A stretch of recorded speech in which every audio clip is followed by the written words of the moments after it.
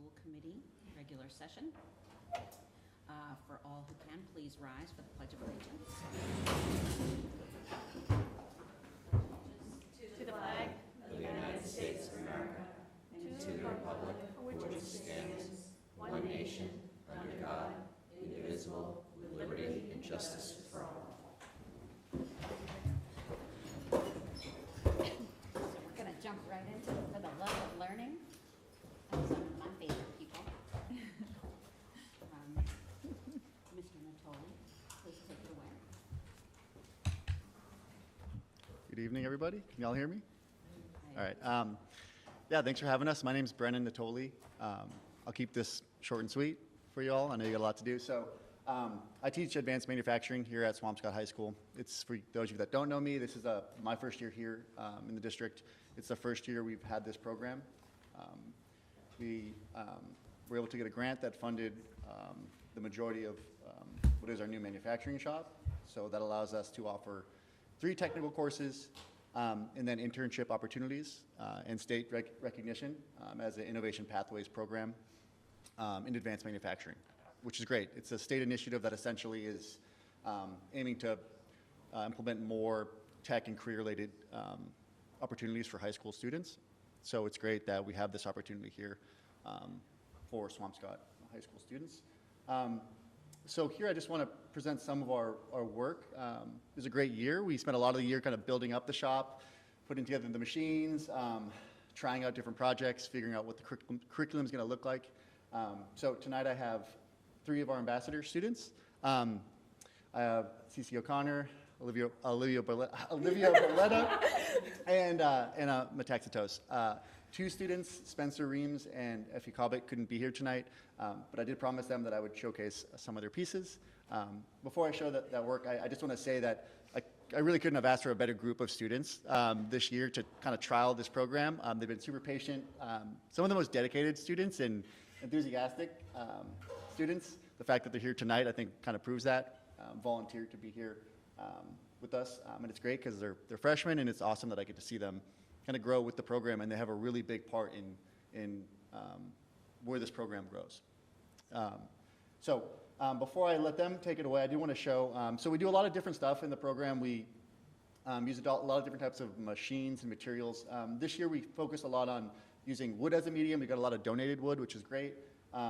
Spencer Reams, he decided to make this moving parts mechanism for his niece. This was built as an independent project. So he made this for his niece during X-Block. So I'm not sure if the camera can see this, but it's really neat because he designed it so it can bob up and down. So that is awesome. Simple looking, but it's pretty complex. So he did a really wonderful job with this. So we had this on display during the art show, and a lot of students were excited about it and excited to see. So it's great when other students get excited from other students' work. We do a small cutting board project. He took a different route, so we designed this out of maple, and then we designed something on a software called Adobe Illustrator, and we laser engraved a design, so we made this whale, really nice piece. And then some of my ambassadors worked during X-Block and studies to make a series of cutting boards that some more I think were donated or auctioned off during an art show. So we have a few here. Effie did make this. It came out really nice. She made a live edge. So we cut this out and then burned the edges to give it that live edge effect. And some other students came down to complete some other cutting boards. We only have 2 here tonight. The rest were given away. But I told them that I would show these off in their absence tonight. But other than that, I'd like to let my students kind of talk through their projects and their experience with the time that we have left. So go ahead. Start us off. You have plenty of time. We want to hear from you. So Yeah. take the time to come down. Hi, I'm Anna Metaxatos. I'm a freshman. I'm in the Innovation Pathway program. I wanted to show a project that I did and then talk a little bit about the program and kind of my experiences with it. So a project I've been working on is actually picture frames. Deceptively hard project. It's very hard getting everything square. What I actually did is, if you see right here, we worked on a lot of joinery in class and kind of working on things like, lap joints, pocket hole joints, different types of joinery, which is actually really interesting. And So this was a project I did at X Block. So I would go down and work on this project. And so here we have lap joints, which I actually used a table saw, and I cut away the pieces to create the lap joints, and then glued it all together. And then we also have learned some laser engraving technology in class.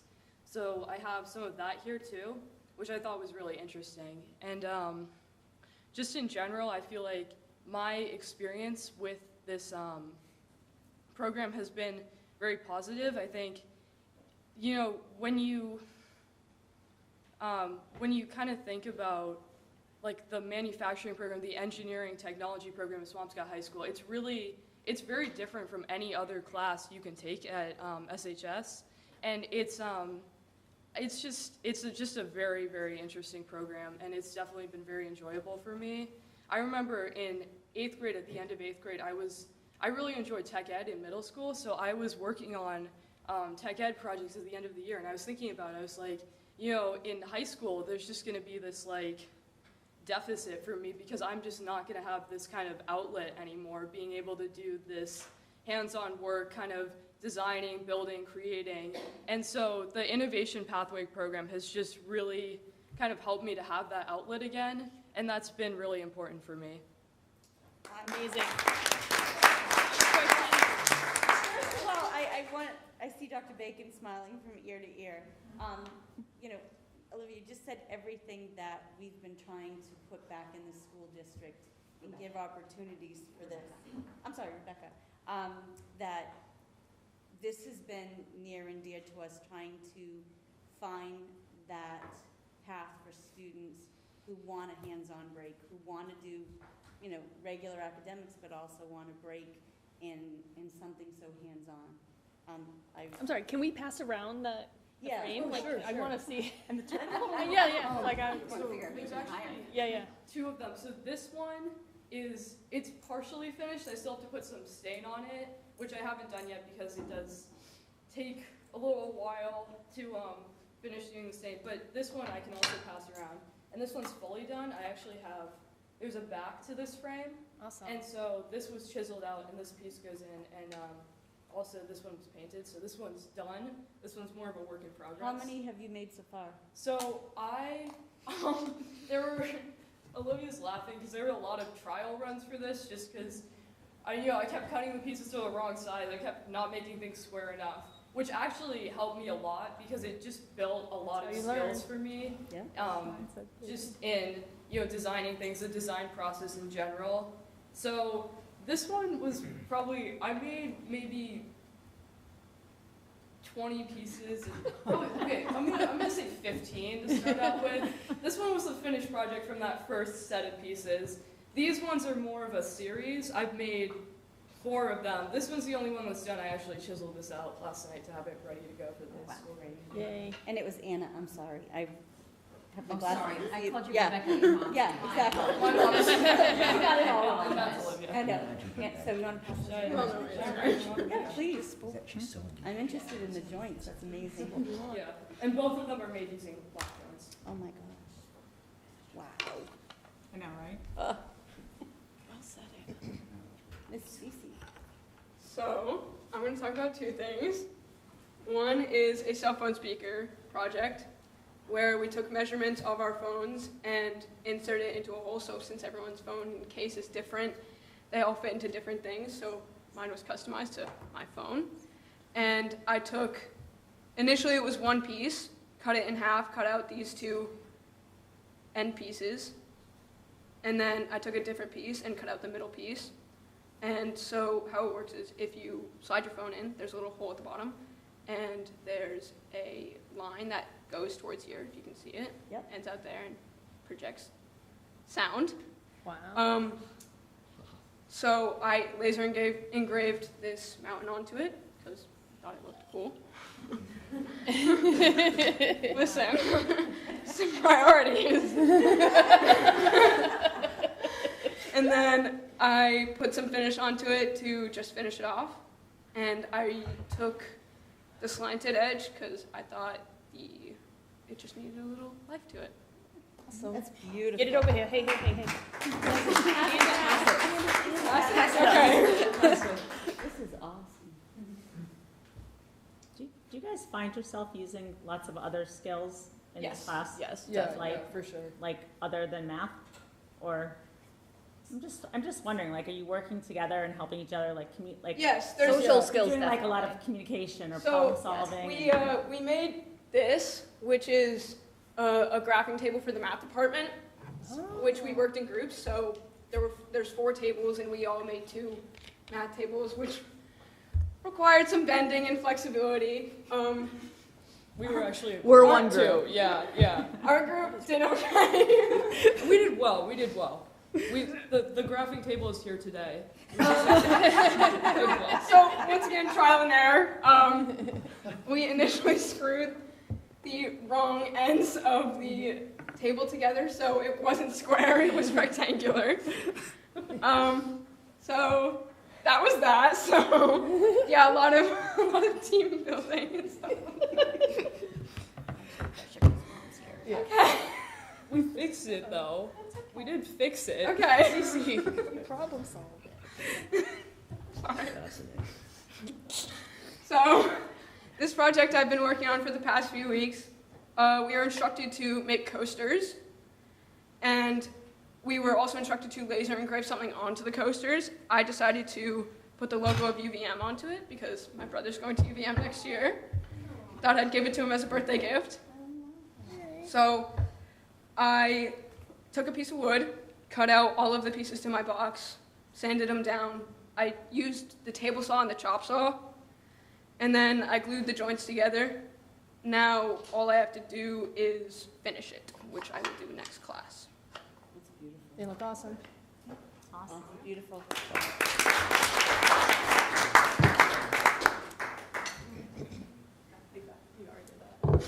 Just did that. Speaker's too high for me. Hello. You can tip it down. Hello.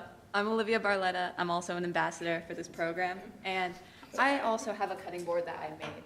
And you know, it's nothing fancy really, but on it says "Made in Stowe." Not really, and that is because Stowe, Vermont means a lot to my family, and so I thought, you know, like making this and giving it to my parents would be like, you know, a cute memento to my family. So I made this for them, and this is something new I can show, that we made these little toy cars. So we had this, like, you know, block of wood, and we were given a template for this car, and it was one of the first, like, really challenging pieces we had to do, because we together as a team, this was in our first course, I believe. Mm-hmm. Yeah, this is our first course. So, like, we're brand new to this, and we're just told, you know, you have this template, you know what you have to make, figure it out, make it. And so it became a huge success, and it's still one of my favorite projects we've done, because it was very independent, and it was very see what you can do using your own problem-solving skills, like you were saying. And I had to figure out a lot to be able to make this, so I'm very proud to have it here, and, you know, looking pretty well. Looks awesome from here. It's amazing. So, Between this and the turtle, I'd be playing all day. Oh, that is so cute. and then as we were preparing for this, or as we were told we were going to come here, we were given a paper with a few prompts on it of what to speak about. And one thing that caught my eye was the question, has this program helped you in any other area of your schooling? And I was thinking about that, because I was trying to think it through. I was like, how can wood shop, you know, help you in, like, any other area of your schooling? And thinking through it, I've seen that it has really helped me, I guess, sort out my priorities in a way, because having this program around me gave me a clear view of what I want to do in my future. I always kind of liked the idea of engineering, but I had a lot of career paths I was thinking about. And now that I'm in this program and I'm learning these skills, I'm seeing that I really want to go into engineering. So having this program is helping me to focus in on my math and on my science, and I'm thinking about colleges even though I'm just a freshman. And it's giving me this path, this clear view forward, where I'm able to see, okay, I want to get into a good engineering school, so I have to do well in school, and I'm in the early college program for our school, so I've already taken 2 courses at North Shore Community College this year. I've taken a psychology course, and I'm currently in the engineering course. Awesome. And I really owe a lot of this to this course and to Mr. Natoli. He's really given me a place to, get out my creativity in these projects, but also a way to funnel my hopes into this program and hopefully give me a good future. I'm very hopeful for this internship that we'll get when I'm a junior or a senior, and I hope that that can give me an even better path into the engineering field. Thank you. Thank you. I guess, I'm sure, I don't know, but I'm sure the committee has things to say. The thing that strikes me about the three of you is the joy of simplicity. This, I understand behind this is all very complex and you're using multiple skills and you're learning lots of things. But the joy I see in a little toy car being completed, or a cutting board, or coasters, or anything, just, it's not, it's not a phone, it's not an iPad. Yes, there are tools, but it's a whole different set of tools. And I love that there's 3 young women that have been brought forward and are experiencing it, and congratulations. I mean, Mr. Natoli, remind me what your Twitter, I follow it, is it Build? Big Blue Builds. Big Blue One of our Builds. students decided that we should be called that. I thought that was pretty good. Big Blue Builds is on Twitter, I do follow them, but I just see pure joy in what you're doing in a different way than being on a computer and being, I know there's technology involved in this, but it makes me so happy. Thank you. Thank you. Thank you. I have a couple questions. Is there a plan for other materials? Like, is this like a progression course where they'll be using sort of different kinds of materials or building techniques, like through the years as you progress through this program? Yeah, so can I talk into this mic? Yeah? Yeah. Okay. We have a full functioning manufacturing lab. So we have additive processing, which is 3D printers, so there's plastics involved. The laser cutting technology can use acrylic, so cutting plastic, it can engrave and cut leather. We have a CNC machining capabilities, so that can machine metal too, so we're trying to incorporate more as we go. It's easy to work with wood for now because it's cheaper to work with, and it's easier on the machines. And you can also build a lot of practical applications that we can use in the community. So we're sticking with wood for now, but it's easier to work with in that sense. We also do a lot of computer-aided design and drafting. So all these projects here, there was some element of students designing 3D sketching, 3D drawing. We did do some 3D printing. I'm not sure if we did it with this class specifically, but in the other classes, things are kind of changing throughout the courses, but basically the goal is to touch upon a different part of the manufacturing process through each project. So some projects focus on maybe more wood-centric, some are more plastic-centric, some might just be strictly CAD related. So it just depends, but the goal is to grow and to be able to use more materials. Yeah. That's so cool. Mhm. One other question.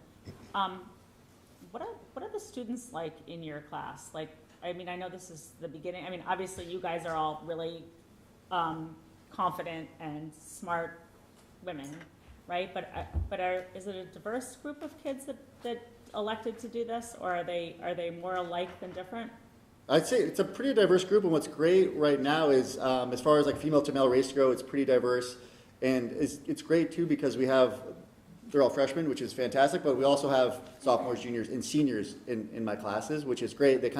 It's great seeing, I think, because I don't know the friends groups or the student groups, so it's really interesting to see how they're situated. You're at tables of 4, so it's great to see if they might not be sitting next to their friends, but it's interesting to watch certain students help out other students. Specifically, I definitely see where one student might know how to do one aspect of process of the project or a machine, seeing them help others. So I think it's a great class because you get a mix of all different So types you of get a students.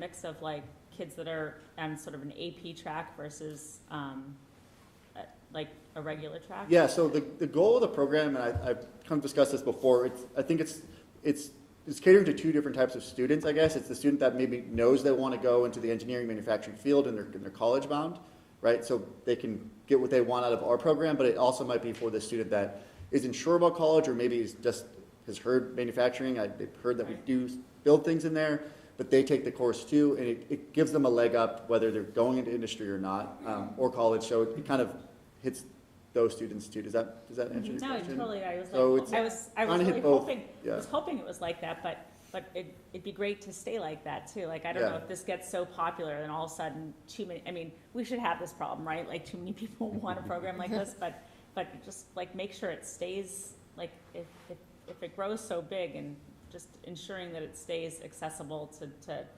across the board. Yeah. You know, I just think that's something to just make sure we, Keep an eye on. Yeah, Yeah, like the same just thing make that's it happened with happen. Essex Tech is it's yeah, like growing. Essex Tech, like all of a sudden wanna it's say like, hard And to it's get hard to in get and- into, yeah. And it's, yeah. Sure. Yeah, same thing. I don't know if Dr. Bacon wanted to add I anything. just want to chime in on that. So part of the agreement we have with the state is it has to meet certain representation goals. So we're very conscious of that, and really we've done our recruiting. So we have students with disabilities, we have English language learners, we have students across sort of the academic spectrum. And this year we met our goals in terms of that diversity reflecting the general population at Swampscott, and that is something that's. And are people already enrolled, like, are 8th graders already looking at this program right now? Yeah, so I think we have what, like 11 or something? Yeah, so that's part of the recruiting process. We go down to the middle school, we spoke with them. One of the goals too is to bring the ambassadors down there and promote the Yeah. program. Moving forward, that is the plan. But yeah, we've gone down and presented this to the upcoming freshmen, so we've spoken with the 8th graders. So, we're only as strong as our middle school program, right? So and we have a good program down there. The kids come up there asking about tech ed, right? We're gonna have this. And so they're already excited about it, so it's just basically getting those students to know what this is. And it's gonna build off of, honestly, the students, right? The students talk about it, they see what happens, and it'll grow from their enthusiasm. Well, I think just looking at Mr. Butler's presentation at the middle Yeah, school, yeah. transitioning to this presentation, there's a great thread Yeah. Right. that's going through the middle school and high school, and something that we should be And it would be proud of. really nice to bring it to the community and have an adult Would manufacturing somebody class. like to Wouldn't it volunteer? not be so fun to I get learn the how to do sense I this know stuff? somebody who might want to volunteer. Not That volunteer. could I be a wanna- fundraiser, yeah. I want to be in the class. Anything else? Mr. Are No, that's all it. I three of you think- guys gonna stay in class next year?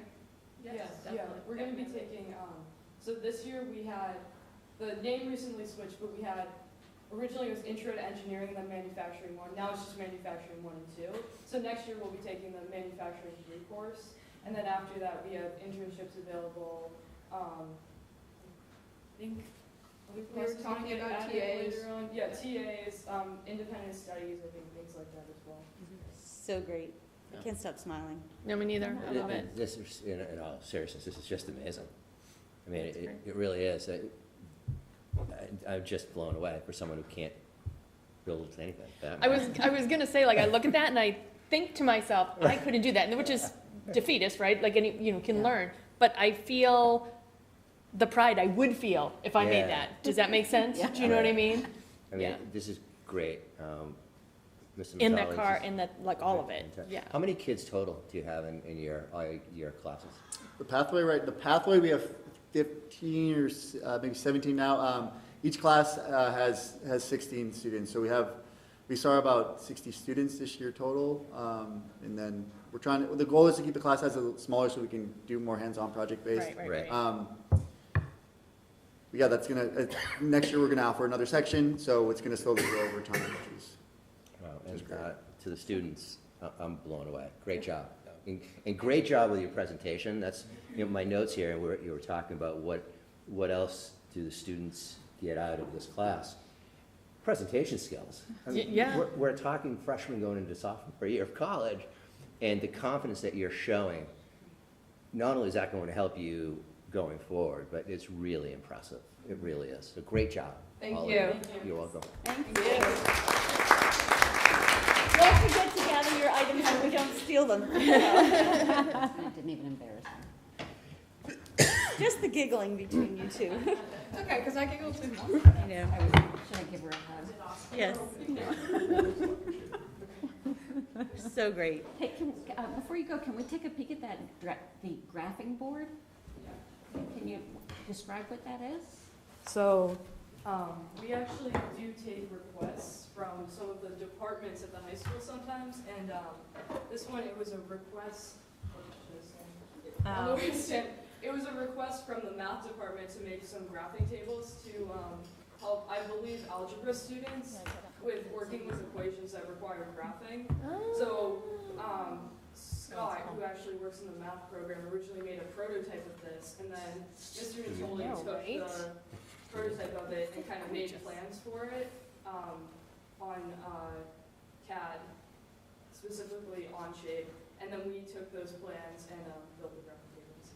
And this was the one you were telling me about that was a complete disaster.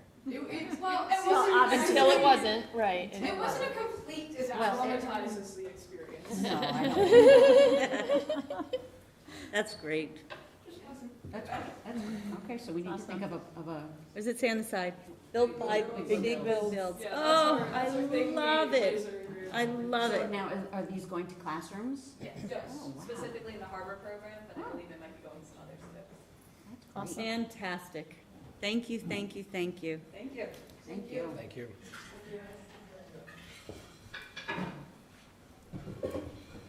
Okay, moving on to committee announcements. Mr. Pastor, want to start? I'm all set. Okay. I just want to shout out to our awesome graduation that we had on Sunday. Specifically because I had a senior graduating, so it was a big deal. But it was a beautiful day. Everything went perfectly as far as I was concerned, and I'm just so proud of all of our graduating seniors.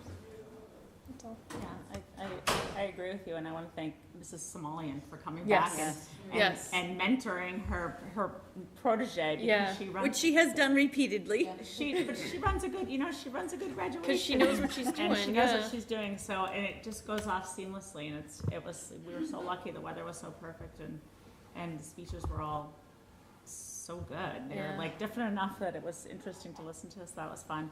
The only other thing I wanted to say was, I went to the Gay Pride, day. Raising. The day on Saturday, and so many of our families and students were there. It was so awesome. It just was such a nice event, and it just felt like I've been the last couple years, and a few years, and it's just getting bigger and bigger and better. And there's good representation from high school, the GSA and the NAGLY in the North Shore, and just other diversity and inclusion, and just was really nice. Yeah. And there was lots of kids and families playing games, and police and fire were there, and the select board was there. It was just a nice feel-good event, and then it was great. And then I walked from there down to the harbor to take my boat out, and there's like Like a maritime. the Maritime Festival, Yeah. and I mean, it was a lot It was of a lot of things, about. It was just nice. They were signing up preschoolers for paddleboard lessons. It was just great. So it was a nice shout out to the town this week. So.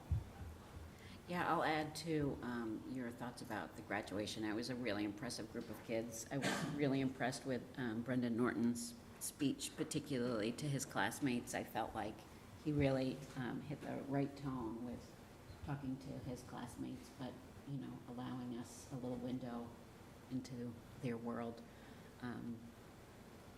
A good group of kids, and, it was, while I didn't have a graduate in the class, I've known all these kids since kindergarten, so it was sort of an emotional day for me. And so I was, kudos to a very, a fabulous day, and so nice to see Mr. Andrake on the podium. Yeah. He's legend, so it was nice to see him. Yeah, just to add on to the graduation, I had the privilege of attending, and I thought that the band did a great job, just to acknowledge them and the chorus. And as far as Mr. Andrake, he was terrific. Really a great speech, and what really, he was 100% right, because my daughter, who's now in 11th grade, had him in 8th grade, and she's like, yeah, I still remember what he said. So, the kids do remember it, and they do take it to heart. So, he did a terrific job, I thought.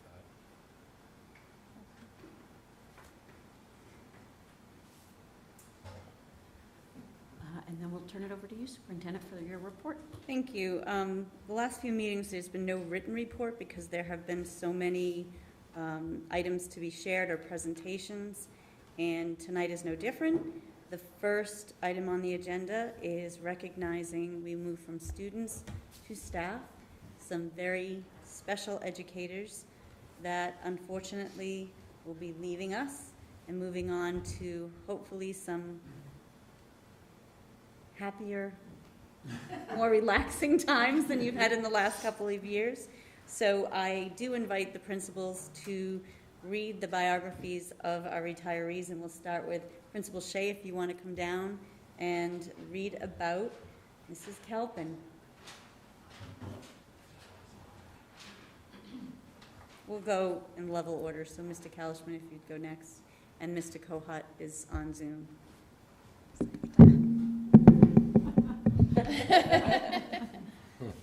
So it's really a pleasure to have an opportunity to say a few words about Kathy Kelpin.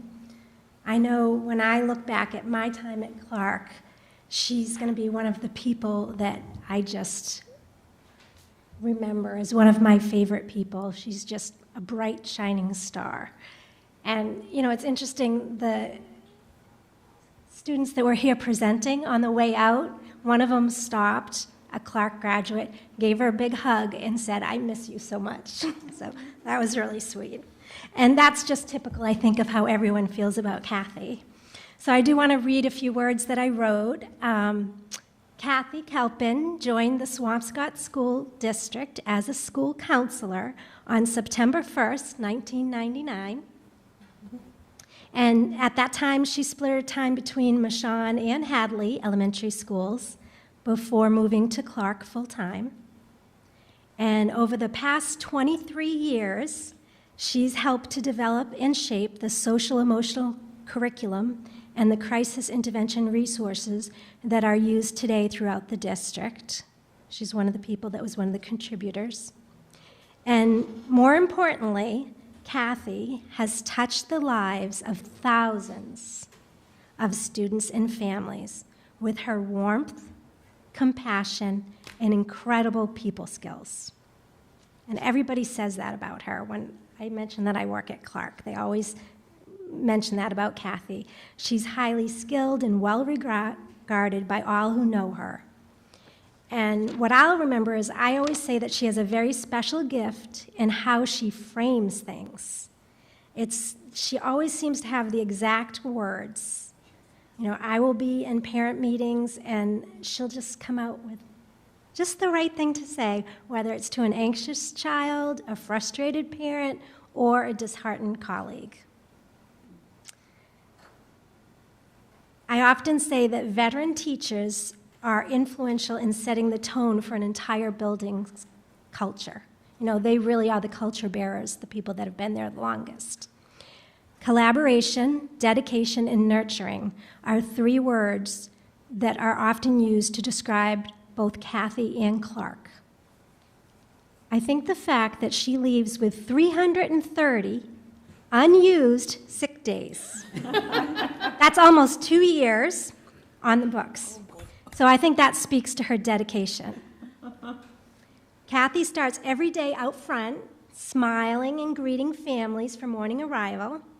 And what they don't know is that inside the building, she has a lot of little things she does. She decorates the faculty lounge with pink tablecloths for special occasions. And she's a wonderful baker. She's always bringing us in cupcakes and different treats that she makes. She opens her house to staff parties, and she's just truly the epitome of Together We Shine. Growing up, Kathy's father, some people told me it's her father that inspired such a strong passion for helping others and giving back to the community. Kathy has very deep roots in Swampscott. She's served as a volunteer for many causes, including her church, My Brother's Table, Toys for Local Children. She's done Thanksgiving baskets and Anchor Food Pantry. I'm sure there's more too. But as a counselor, she's definitely carried on her father's legacy by inspiring her students. I know at Clark, in the time that I've been there, I've seen her lead the students in making cards for veterans, hosting food drives, collecting supplies for the animal shelters, and just spreading kindness in a multitude of ways. Kathy is also extremely family-oriented, and perhaps her greatest reason for retiring is to spend more time with her 2 grandchildren, and soon to be 4, as I heard you're having twin grandchildren this summer. I have no doubt that those children will be one day describing her as their true inspiration. So it's time now for Kathy to take care of Kathy.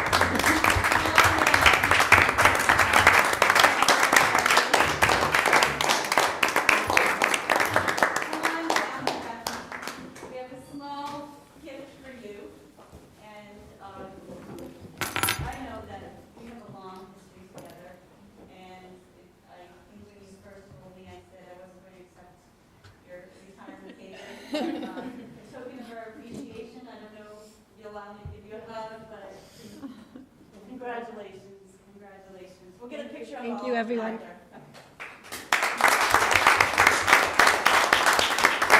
you want to say a few words, Mrs. Calvin? No.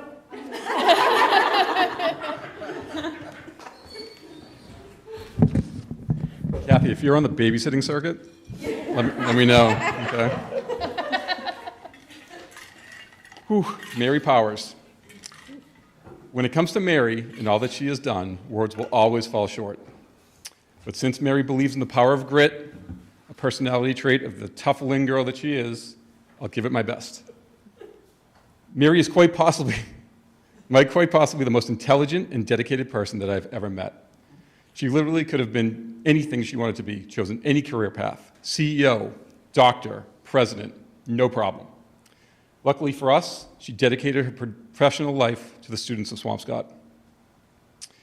Mary started her almost 3-decade-long career in Swampscott teaching at Michon School and remained there until it closed in 2007.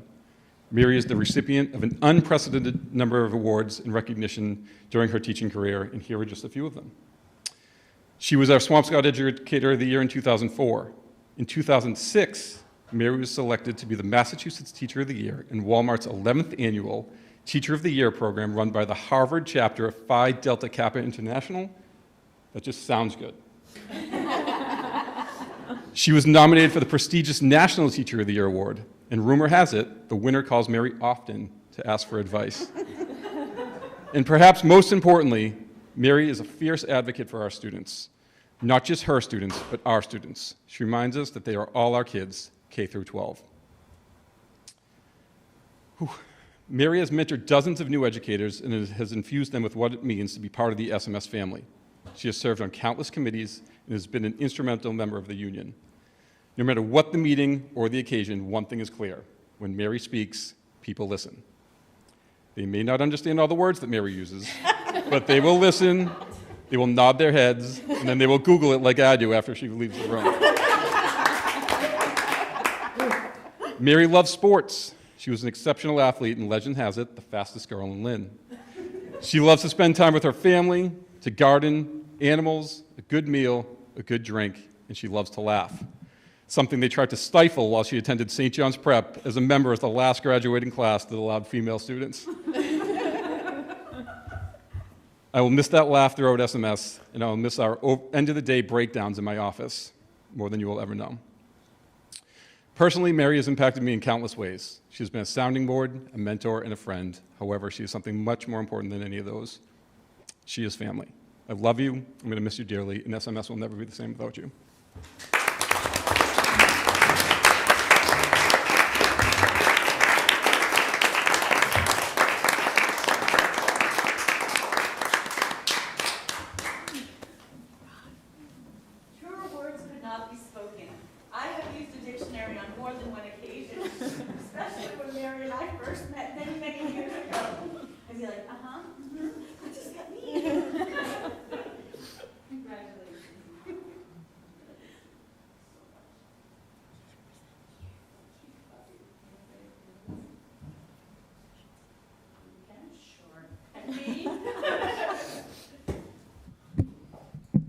I am incredibly humbled to be here. And I want to thank all of you for your welcoming, a Lynn girl, into this community. This has been an honor of a lifetime. When I changed careers when I was 35 to become a teacher, I never expected to stay in the classroom. I felt very strongly that I was going to be driven in the direction of public policy or higher ed. And then a funny thing happened. I fell in love with what I did. And this has been an extraordinary, extraordinary place. Michonne was just a dream. I had the honor of working in every school but the high school and Hadley. But who knows? You never know what's... Oh, I like that. But when I landed at the middle school and I had the opportunity to, as a former third grade teacher, to work with Jason Kalishman and Laurie Sanborn, and to have Pam down the hallway and Martha around the corner, it just was a dream come true. These are fragile times in public education, very fragile times. And I leave with sadness that I can't be there to help out in the work that you have ahead of you. But I also leave with confidence, knowing that there are incredible, incredible people with incredible capacity to move not just the Swampscott Public Schools, but to help move public education in a direction that will bring out the best in our children. Kindness, compassion, patience are all things that I hope we will all remember as we move towards shepherding and nurturing all of our children and the people who work with them into the work that lies ahead. Thank you again for this incredible honor of a lifetime, and I wish you all very, very well.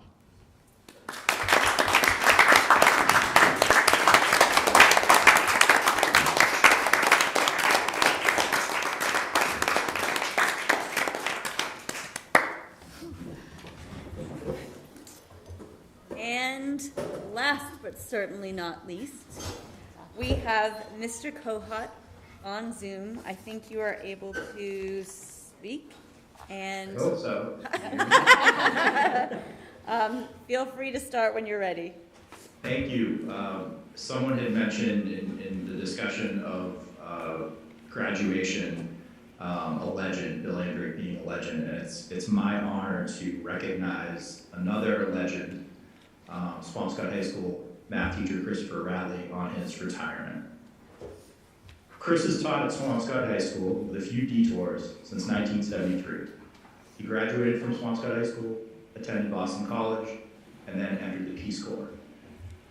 He began his teaching career at SHS and has returned several times after working on his master's degree and PhD. He has taught every level of math class and even some science courses, earning the respect of his peers, students, and parents. I think we all know this. He's passionate about meteorology and frequently begins his classes with the study of the weather patterns. Dr. Radley, we always refer to him as the doctor, is an outstanding educator. He's organized, knowledgeable, patient, and knows how to reach students with different learning styles. He continues to grow professionally by taking professional development courses, which most recently included graduate level classes. He learned pretty much the entire Google suite of extensions and also pre-AP and STEM related workshops. Dr. Radley's been a soccer coach, chess team coach, and most recently coached the math team for several years. He's also collaborated with World Challenge and traveled with groups in Madagascar, Morocco, and Argentina. He's organized field trips that have allowed our students to go parachute jumping. That was not while I was principal. And visit Beverly Airport, among many other activities. He also frequently attends student-led productions and school events, consistently showing his support of our students outside of the classroom. Dr. Radley thrives at making those connections beyond the classroom. Some highlights include his participation in a STEM initiative in which his geometry class launched a drifter in Nahant to study ocean surface currents.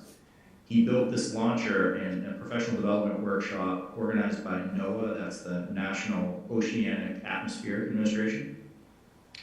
And his students were able to track the location of the drifter and use trigonometry to track the distance the drifter traveled. In another class, students started to build their own launcher in the STEM lab, connecting what they have learned in the classroom to real-world situations. Dr. Radley has served as a mentor to many new teachers and has been a friendly presence contributing to a collegial environment here at Swampscott High School. He's provided advice for many new educators, and I count myself among that group, and has worked with all aspects of the school community to improve our school. Christopher Radley is the embodiment of an excellent educator and a modern Renaissance man. He makes personal connections with students, demonstrates and models respect, and is a lifelong learner who strives to improve his courses with meaningful activities for kids. He is a sought-out teacher in the math department because he's developed a reputation for being a good and fair teacher as well as being fun. As a colleague, he's admired for his professionalism and for his welcoming personality. Doctor, the entire Swampscott High School community wishes you well on your retirement. You've been a positive influence on the lives of generations of young people, and I'm so thankful to have worked with you. I'm going to miss the good doctor's weather forecast, particularly your snowfall predictions. Speaking of which, what does next winter look like? Any big storms coming up?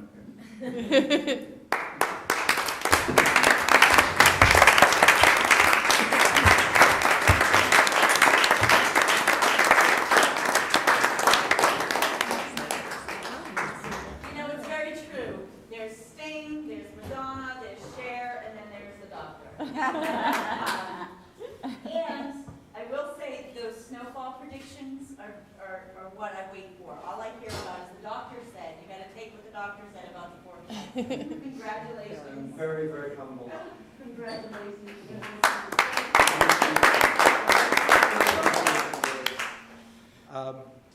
A couple of things. One little thing I've heard about people who have left the Swampscott school system for other schools. And I always hear them say they miss Swampscott, they miss the students here, the people they worked with. It's a common theme, and I want to congratulate you all, congratulate the students, certainly congratulate my fellow retirees who I've known for a long time, and they are the best of the best. So thank you all. You've all been great to me. Special thanks to the cafeteria ladies at the high school who've made sure that I've survived these years. And just one of the highlights, I think, for me has been the fact that you all have allowed me to take, well, way back when it was parachute jumping, but the World Challenge was a highlight for me to be able to do that, and the students that went on those trips were so great, went to countries that maybe many of us wouldn't think of going to. They always behaved so well. I mean, never in any of the trips did I hear a student complain or fuss that they were unhappy with the conditions in the country. They all adapted so well, and it was just a real highlight for me. So thank you all so much. Don't go anywhere. Let's get a picture of everybody.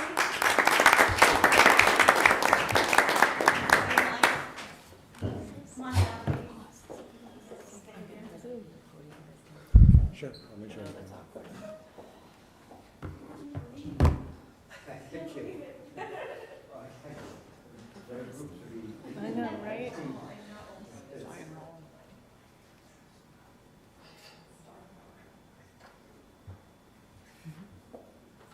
you. Congratulations. Thank you all. Thank you.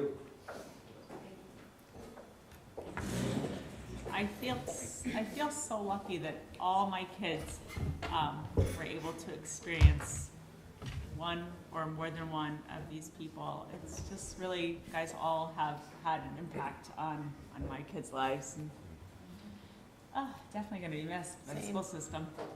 I think it's something really proud when I interview or welcome new teachers into the district, or even new administrators, and we talk about how it is a family here. You're being welcomed into the Swampscott Public Schools family, you look at the numbers of years people have stayed here, they stayed here for a reason. You look at the administration, you look at the teachers, 23, 28, 21 years. I've had the pleasure and honor of working with these people all this time.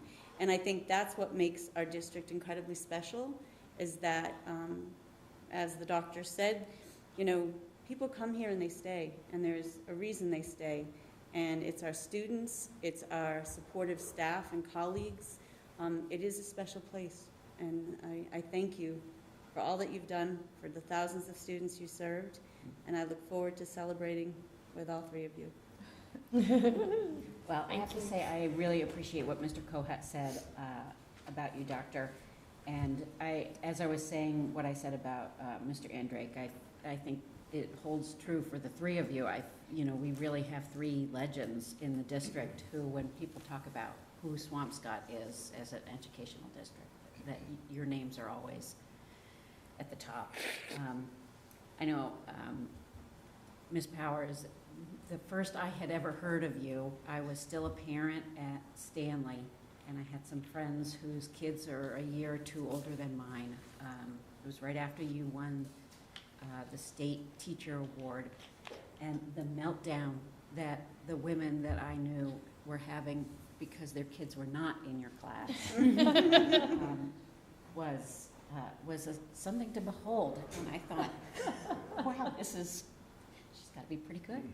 And then, while my kids never had you, I feel like I was your student in some ways, and I always appreciated the emails that you have sent me along the way, little bits of encouragement, particularly as it relates to our superintendent. And I always felt of all the emails that I get or communications that I have, the ones from the teachers really just mean so much. And so your notes to me have always bolstered us through the storm.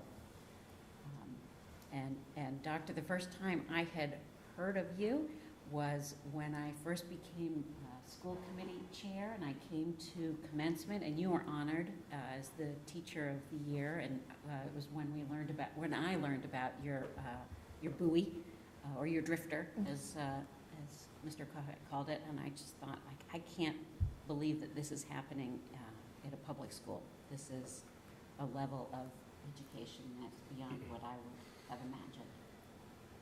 And Ms. Calvin, I mean, like, when anybody talks about elementary schools here, and particularly Clark, but all of the elementary schools, you're so emblematic for just being the heart of this district. And I can't thank you enough for that.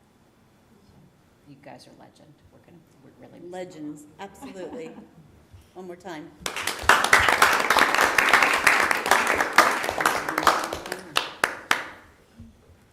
It's hard. Again, I'll just kind of reiterate, the job you do and have done is immeasurable.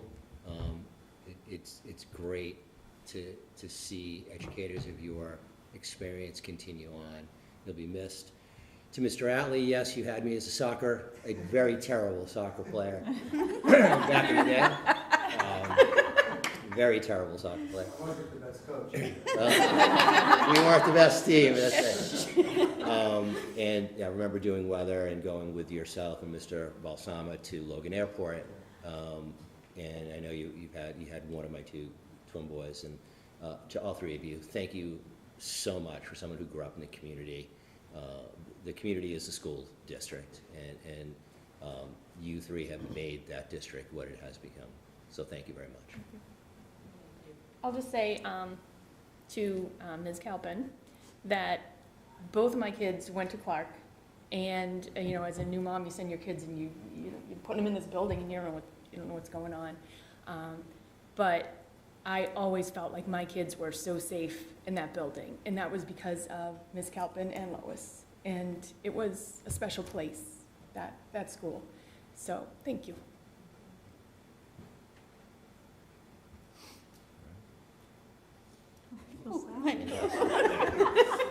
Should have brought keys tonight. How do we segue from that? Well, whew. Thank you. All right, next item on my report is our technology update with Mrs. Knowles, Mackie Knowles. Hello.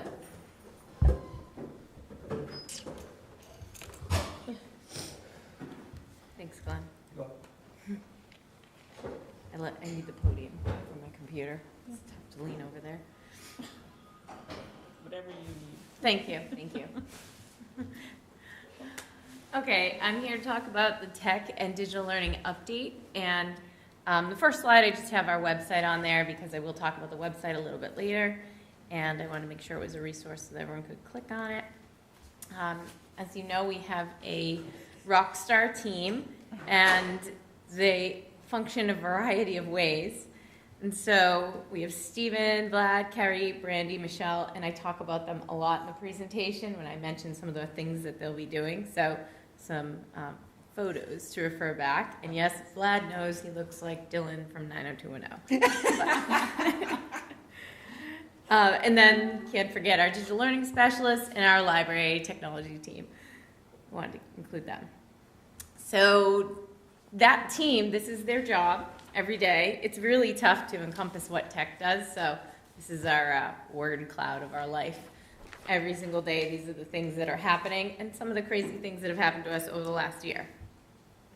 So just putting that out there so that you can see this is my brain at night as well when I'm sleeping. So we're talking about our technology goals. We're always focusing on how we're going to support the educators and students, and what are we doing constantly to look at our program to save money, but also to push out robust technology for flexible and open learning environments. And so, just talking about that, let's review. So those are our goals. The last 5-year plan, we accomplished a whole bunch of things. So I tried to summarize it really quickly. So some of the things that we did around improving infrastructure, because looking at where we went is going to help you see where we're going. So for our infrastructure, the big thing, moving one-to-one obviously, we had to upgrade our firewall, our internet, our access points, and then we developed a big cycle for replacement, which informs the budget. We had major cable projects where we had to push everyone from really outdated, practically dial-up internet to direct fiber underground, where if the node in the neighborhood goes out, the schools still stay live. So we had to do some upgrades with fibers, servers. We went from phones that could only call, if we had to call the superintendent, we'd have to dial 596-8800. We couldn't just dial internally, so we had to upgrade that. And something that we did when we did that was we were ahead of the time, where you have to comply with a new law for 911 calls, where any phone should dial 911 and tell you the room location where the call's coming from. So we had done that in 2018-19. So that law just came out, and everyone was worried, and was like, oh, we're good, we're all set. We did that back in the day.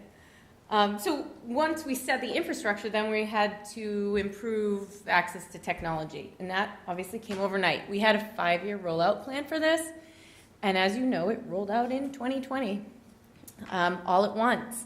So that was a lot of work. We're not going to talk about those days. They were pretty intense, and I'm so impressed by the team and all the work that happened.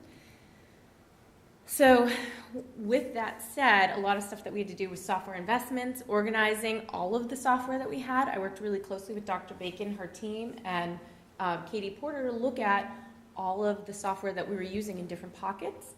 And when we did that, we looked at how can we get rid of duplicates.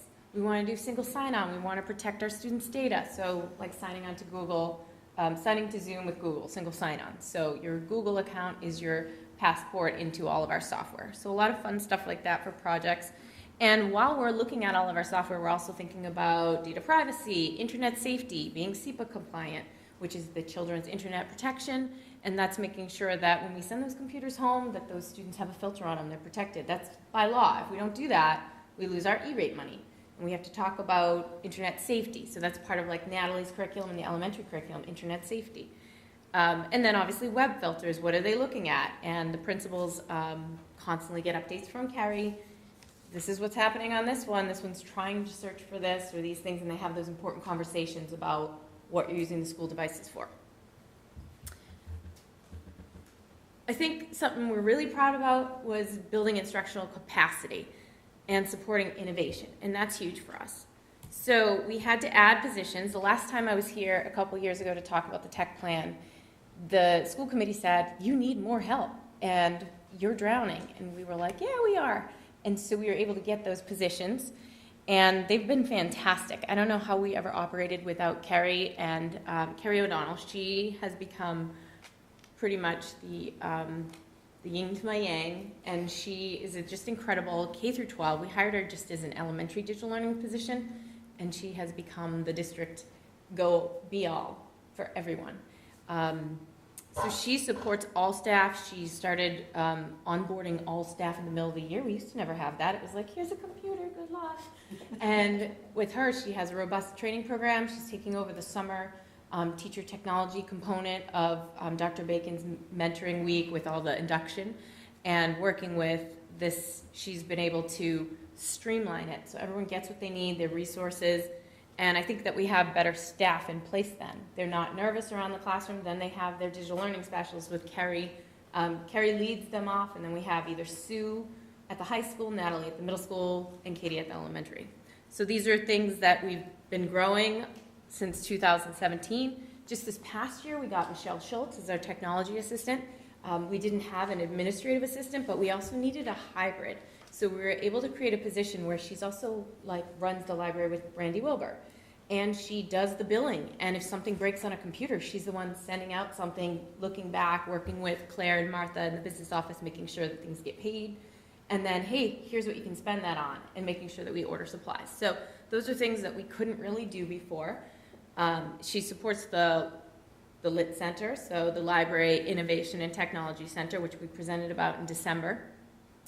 And all of our tech team, we all go to her for everything. So that, I don't know how we have done what we did in 2017, 18, 19, 20, until Carrie came on in 21, and then Michelle just this past fall.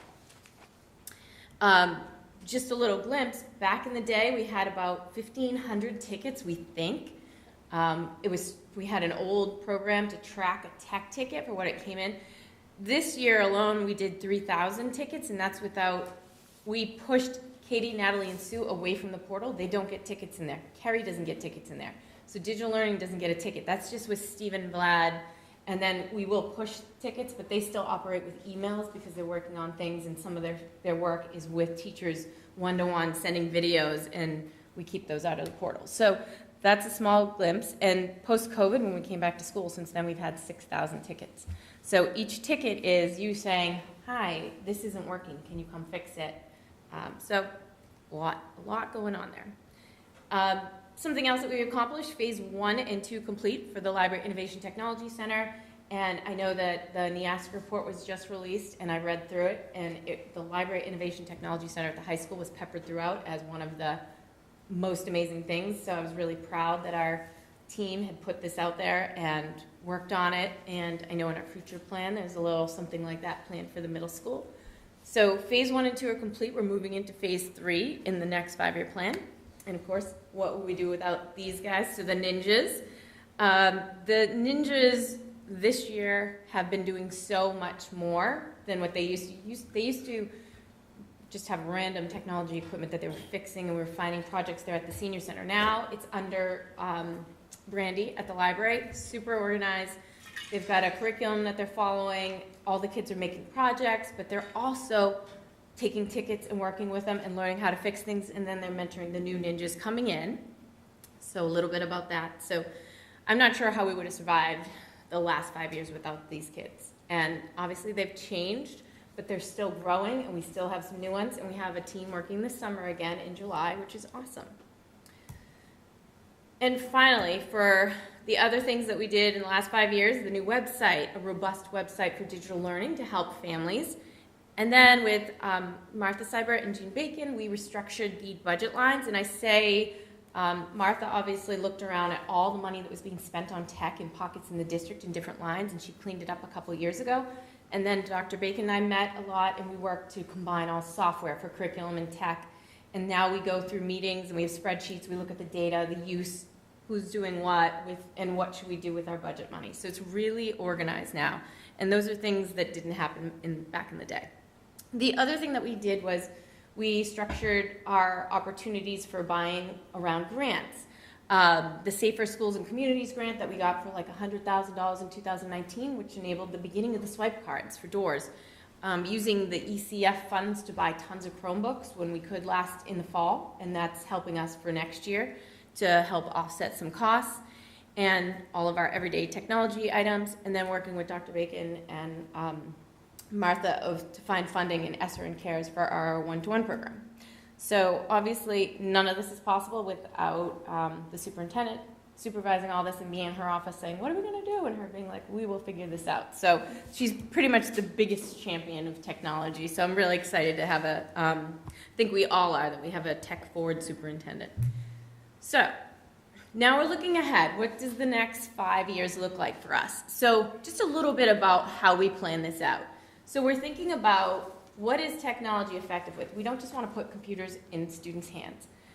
I think it was mentioned at a meeting, a public town meeting, that a computer is much like a pencil now. It is true, it is. But we have so many projects that we're pushing out all the time. So this cycle is sort of what we go through. So we've got this vision, like for the Lit Center one-to-one. What do we want this to look like? What problem is this solving? Who's managing it? We're analyzing it all. We're building and piloting it. We're validating, did it work? How are we going to push this out? And then we actually deploy. So this cycle, right now, we're in an improvement cycle. So our next goals are all about improvement. This is how we work. And right now, we've done a lot. We deployed really quickly, 2020, 2021, more things than I can even talk about, like 30,000 pieces of equipment in the district that we're trying to manage. So we have our plans. But I just want to say this is what it actually looks like, and you'll see in this beautiful diagram that you go back, and sometimes the things are working, sometimes they're not. So this is where our learning and growth occurs. So our next 5 years is really looking at what do we learn, what are we focusing on, and where do we go from here? Because I feel like we're in a place where everyone's saying, oh, technology, you have so much. We do, but we also have a lot of broken old things. We have things that we're trying to push out in our hardware and buyback cycles, but having a cycle is something that we never had before. So where are we going next? So our big emphasis now is on Tequity, and as the district, one of our goals, diversity, equity, inclusion, belonging. And so with Tequity, some of the things that we're looking at would be family outreach for access to the internet and devices, because not all of our families have internet at home. They don't all have devices outside of our school devices. And if you have a student in Swampscott Public Schools, you know that you can't get on their Chromebook because you have to have a Swampscott email. So it's not like these can be a resource. So we are working with the Affordable Connectivity Act, with putting out some information for families so that they'll be able to ask the school for help. And that is, if you're on free and reduced lunch, if you have some sort of credit for food, you get free internet from a bunch of companies. And a lot of people don't know about this. If you're under $30,000 a year for income, so this can also help the elderly, so we'll be pushing it out to the senior center as well, you can get free internet. A lot of people, we found out from some of the early data, were using their hotspots on their cell phones, and we want to make sure that when we're sending these devices home with students in one-to-one programs, that they have robust internet, because that's a source of equity issues. Like, yeah, we gave you a computer, but you can't use it, and Chromebooks work on the internet. The other thing is getting devices for families. It's not really part of what Swampscott Public Schools do, but if we look at Tequity, we want all families to have devices, and there's places out there that give families free devices that we don't have to manage. So it's more like hooking up new families and people that we know we're identifying don't have anything that they're using on their own as an adult with a company that gives them a device. So part of our goal is to support that program, and this is also, sometimes people say, well, why do you push out Chromebooks? Just do one-to-one. And we point to Tequity because not everyone is going to have a device to bring in. And then if we're saying, oh, you couldn't afford one, we're going to give you a Chromebook, we have now shown that there is a population that either can't get one, afford one, or their families have different values and don't want them to have one. And so all of our students are on the same platform. They're all on Chromebooks. The other thing, too, is we can manage what's happening in the classroom because we know what they have access to, what they don't, and we can deploy some of those filters. So it's really important that we keep that focus on it. The other thing we're doing is continuing to provide effective technology support for staff and students on hardware and software, and that looks like a giant team of people that is constantly being deployed to handle tickets.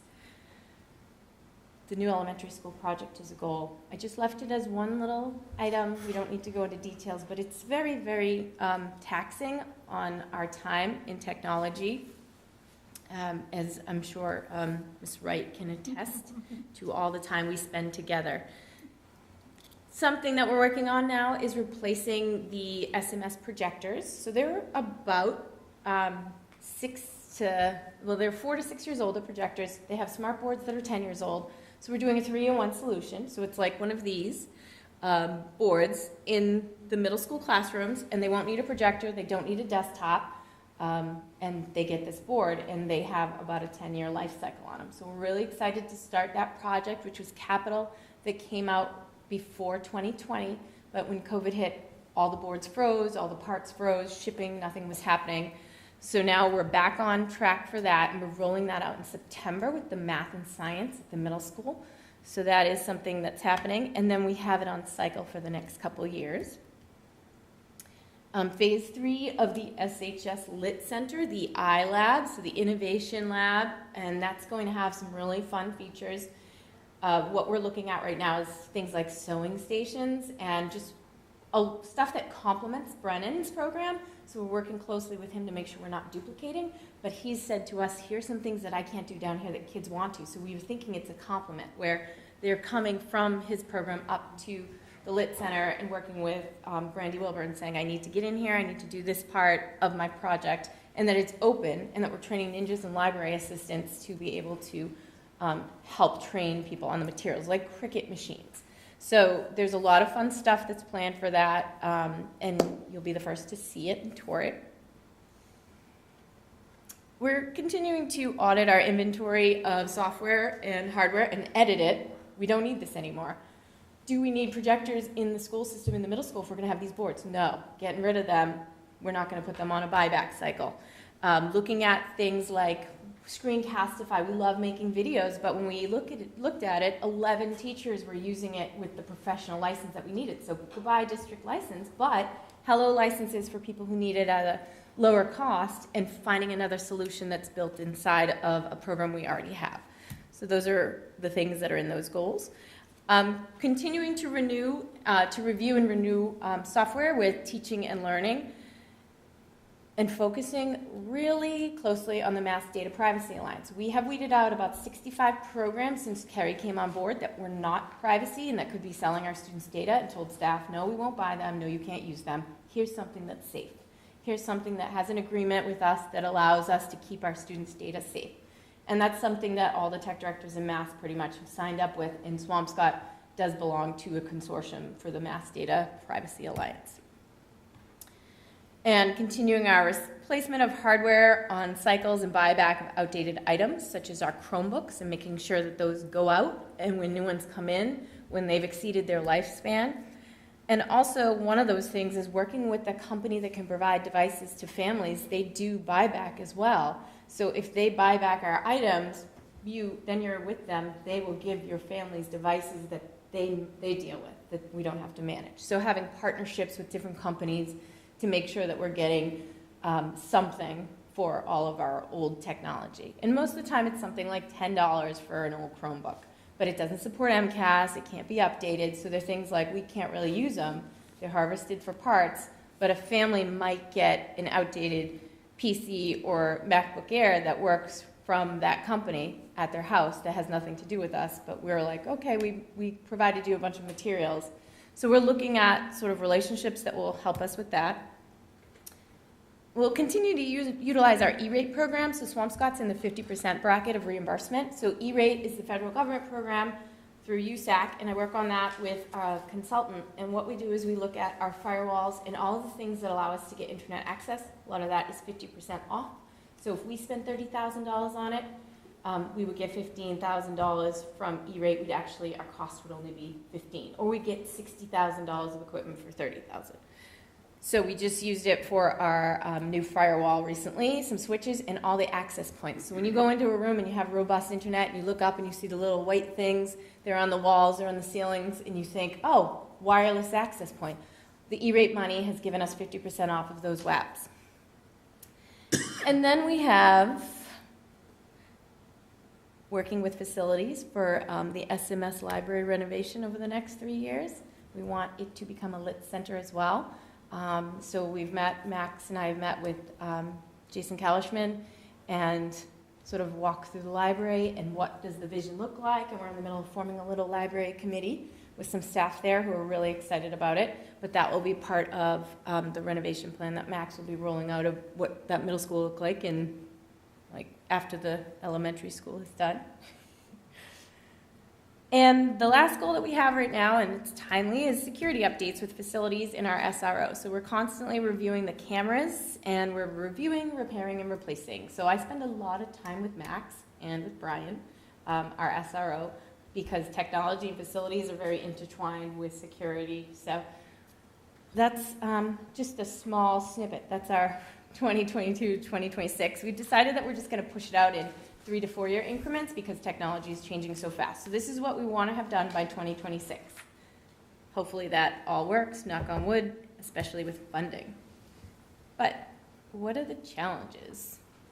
So we've got an incredible team. Everyone knows that. Funding is the #1 challenge in tech. How do we make these replacement cycles happen? If we look back at what we replaced all of our labs and everything with, it's always been capital, and I'm not going to dive deep into that. We all know this, but that is my big challenge. Hardware and software are continuing to increase. We're currently trying to outfit this new elementary school with technology, and we're constantly looking at it, and I'm getting emails saying, oh, well, that item will be 10% more next year. What will it be in 2025, 2026? So how do you have a cycle when you're not sure what it's going to cost? So something that cost me $400 2 years ago might be $800. So that's double. I'm going to get 50% less. So those are things that we're all thinking about. Software as a service is this new thing. Back in the day, you had the old CD, you dust it off, and you were like, anyone have a MacBook Air CD for Office? And you were just sharing little pirate CDs around your town. Now you have to sign up as software as a service. You have a rep. There's a vendor. They know exactly how many kids you have in your school because they use the state reports, and they charge you based on each student instead of just a district license. So it's very tough to figure out what is it going to look like, how much will it cost. Just our student information system, Aspen, sent us an email the other day, oh, we're going up 7.5%. We budgeted in December, and so we have to fight with them and say that you can't just do that to us, but they have the power because they are the software as a service, and we are just clients. Another challenge is the staff. They're really wary of learning new programs because we pull them when they're not working. Or they don't feel that they get the training down the line. So we're trying to ensure that if we're buying into a program, we're making a 5-year commitment. It was really tough when we had the one-to-one rollout with COVID because we didn't know what we know now, but we didn't know how much we would use and what would die down. And a lot of the remote learning programs that we invested in died down, especially things like Screencastify. They need to make videos constantly to push into classrooms because the students are back with a live teacher. So that is a challenge. Do the teachers want to do the buy-in? A lot of them invested time in these videos and they're very worried. What happens to all of my work? Was it for nothing? Was it a waste of my time and energy? So we're trying to protect that with finding ways to keep the work that they did, let them have access, but also have new mediums to create new things. Obviously, time. One of the big things that came up in the NIAS report, and I know also, is we don't have enough time with staff for technology. I'm working with Dr. Bacon right now to try and figure out when we can roll out Promethean training for the staff rolling over to Blaney and for the middle school. How do we have consistent professional development and technology training if we don't have time in the schedule? So what we've done is we've figured out like a few solutions. So we're constantly scrutinizing the tech budget. We're trying to find more money. We're trying to see what we can cut. We're applying for grants.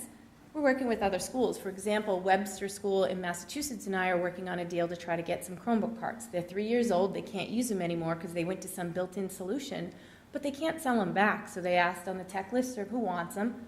I do. So we share. What can you use? What can I? So those are other creative ways that we're going to share. Our projectors coming from Stanley have no value if we can't use them because they can't be replaced. Another school said, we'll buy some bulbs and we'll just use them for a little bit because they only have like a year or two left, but they need a gap coverage. So working with other schools to help fund that. Continuing to look at what we can get rid of. And then without the PD time, we have a lot of newsletters. So every month, Tech sends out a newsletter about all the updates that are happening, little videos that Carrie makes, training. She pushed online trainings on Google Meet onto our website. She's working on more of those, like developing online courses. She offers Kami, Canva, other programs after school so that teachers can sign up, or any staff who wants to. And of course, daily ticket to reach out. I was just working with Katie, Natalie, and Sue about their logs for their stipend that they received to be digital learning specialists on top of being full-time teachers.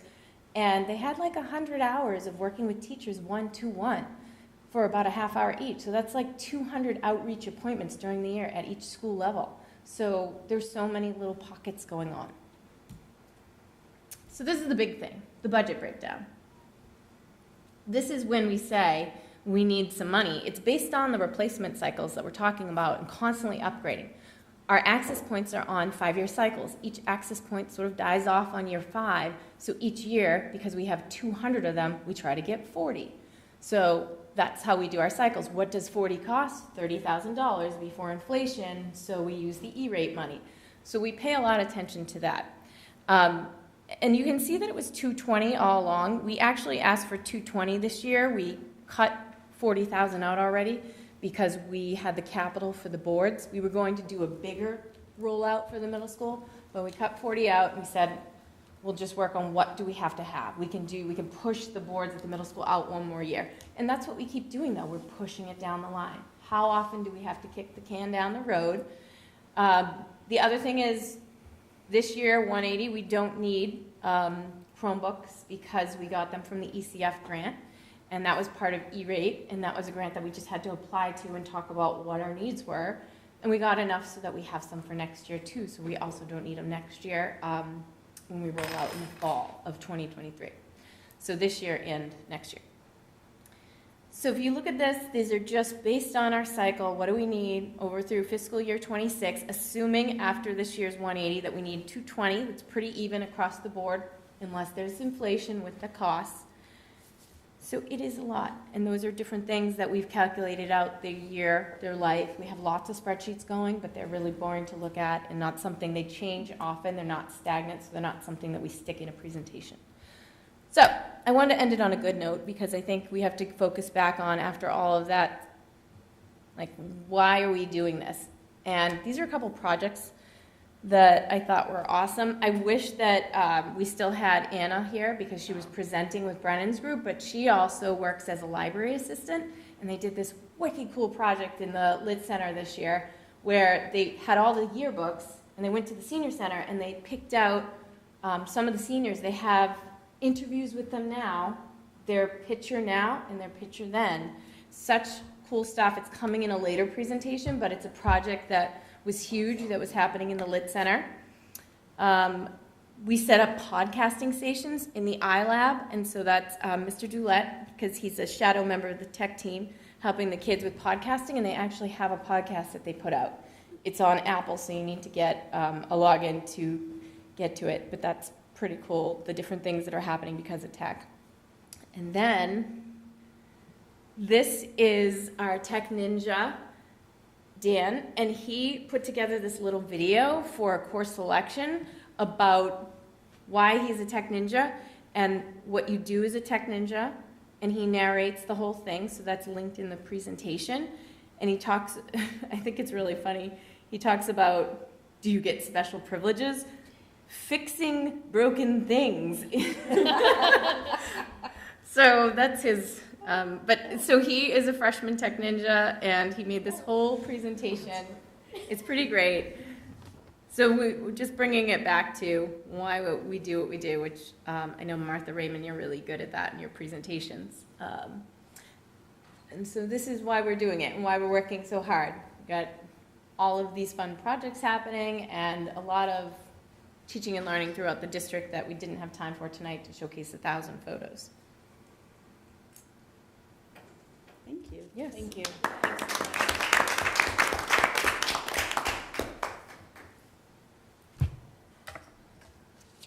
come a long way. Come a long way from me sitting here when I first started. This is what I was being like, where's the plan? Where's the plan? My favorite thing was you coming in one day with a red pen.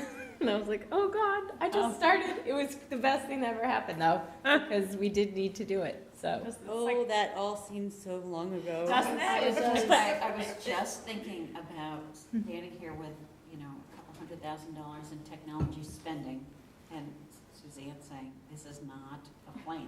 This is a purchase agreement. And there's been so much work. And It's like, when you, what was it, 2017 you said when you started? Yeah, I was still a vice principal and had worked with Pam and we had said, let's try this. So I was half and half, and then it became. But then it was full-time. I remember when Yeah. you Now brought it's like this 4 to jobs. us. Yeah. And I remember candidly thinking, is this the right thing to do? Not knowing you. And I think that we're in such a particularly interesting, good, positive position because of the fact that you were an educator first, a doer second, and to have this so seamlessly integrated with the director of teacher and learning and with the facilities, and like it just how you had the foresight. Well, I always knew this was her gift. Yeah. Pam builds good teams. We have to give her that. She knows. We work really well together, all of us. But I appreciate the committee's trust in me to hire and adjust as necessary. And that's what's contributed to such a successful district right now. And the work that LaTanya does and her foresight and tireless efforts and answering emails at all times of night, although I lecture her not to, you know, she is really good at recognizing her teammates, but it takes a strong leader of that department. She is in the right position, and she has moved our district forward. And I often think about those first couple of years, Suzanne, and it was an embarrassment. And I didn't have the capacity to do it, and you were right. You've been right in so many things you've said, but look at us now. No, I'm like, I didn't even know this was possible. Like, you know, like at the time, like when you think about like how impressed we were with the innovation pathway, right? And then you think you've created this whole computer literacy technology pathway that we don't even acknowledge as a pathway, but could very easily be a pathway. It is with those tech ninjas. Yeah. And the other thing that you've allowed is, you know, we recognize the need of overnight going one-to-one with the thousands of devices we got, and the committee has supported through the budget process, hiring Carrie O'Donnell, hiring Michelle Schultz. There is, you can't possibly run a district with the number of devices that we have. You look at that 6,000 tickets as compared to 1,500 tickets, and that's not even those personal emails. I have to thank the committee for trusting us and allowing us to make some hard decisions, but to put the right people in the right positions. And the other thing too, like unsung heroes every single day, Stephen and Vlad, and they've been with me since the beginning and trusted me to be like, oh, you don't have it, you know, my degree is in technology, but it's not in engineering and fixing things. It's in like, you know, being a leader in technology. And they work with me and they're like, okay, you have a plan for this? Oh, of course you do. And then we work very closely together on what's next, what's broken, what's not working. Like Stephen is awesome at looking ahead and saying to me, oh, you're getting all those new MacBook Airs, we need licenses to manage them. And Vlad is saying, well, we have to see how many of these are going to be in our room. We need a better access point. So that team together to really think about what does it look like when you go one-to-one overnight, and constantly being of a support. And, you know, a little shout out to Joe Doulette as well, because a slow change happened where technology, because we're doing so much during the day, drifted away from Vlad here at every single school committee meeting. And now his focus is being here at 6:37, checking on the network and doing that instead of being here late at night and having, and so the whole shift of how things work. Now this is, I call this Joe Doulette's room, B129, because this is his space with his team, and Ethan back here, there is second in command, and they're just constantly here doing meetings, working for all of us. But they're doing another side of tech AV that in some schools is part of it. It's not for us, so I'm really grateful that they took that off our plate. But so thank you, Pam, for always letting us do our thing, because she always says to me, like, okay, do you think, like, I'll listen to you, but, you know, I don't need every That's single. what, after she's called me the tech-savvy superintendent. Yes. Yeah. She did know how to use Zoom. Well, I have to say, I certainly appreciate it, and I put this in the same category as the presentation that you made 2 weeks ago about social emotional learning. Like, when these presentations come before us, and there's like nothing really that we can say other than this is really amazing, because they are so beyond what, to your point, we wouldn't have even known what to ask for. So the gratefulness of having the right people in place to ask the right questions and make sure that these things are happening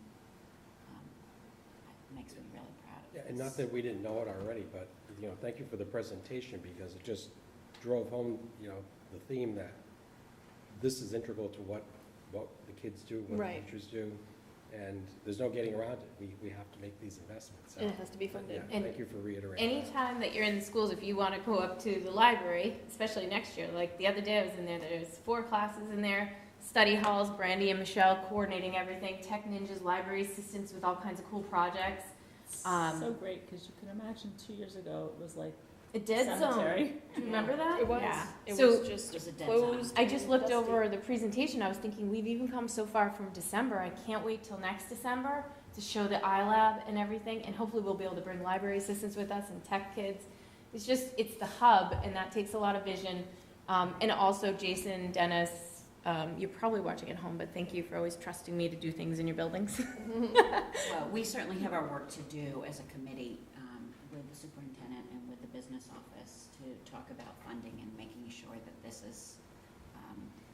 stays front and center. And I'm seeing, I'm going to turn this over to you. Yeah, I'm gonna, let me just.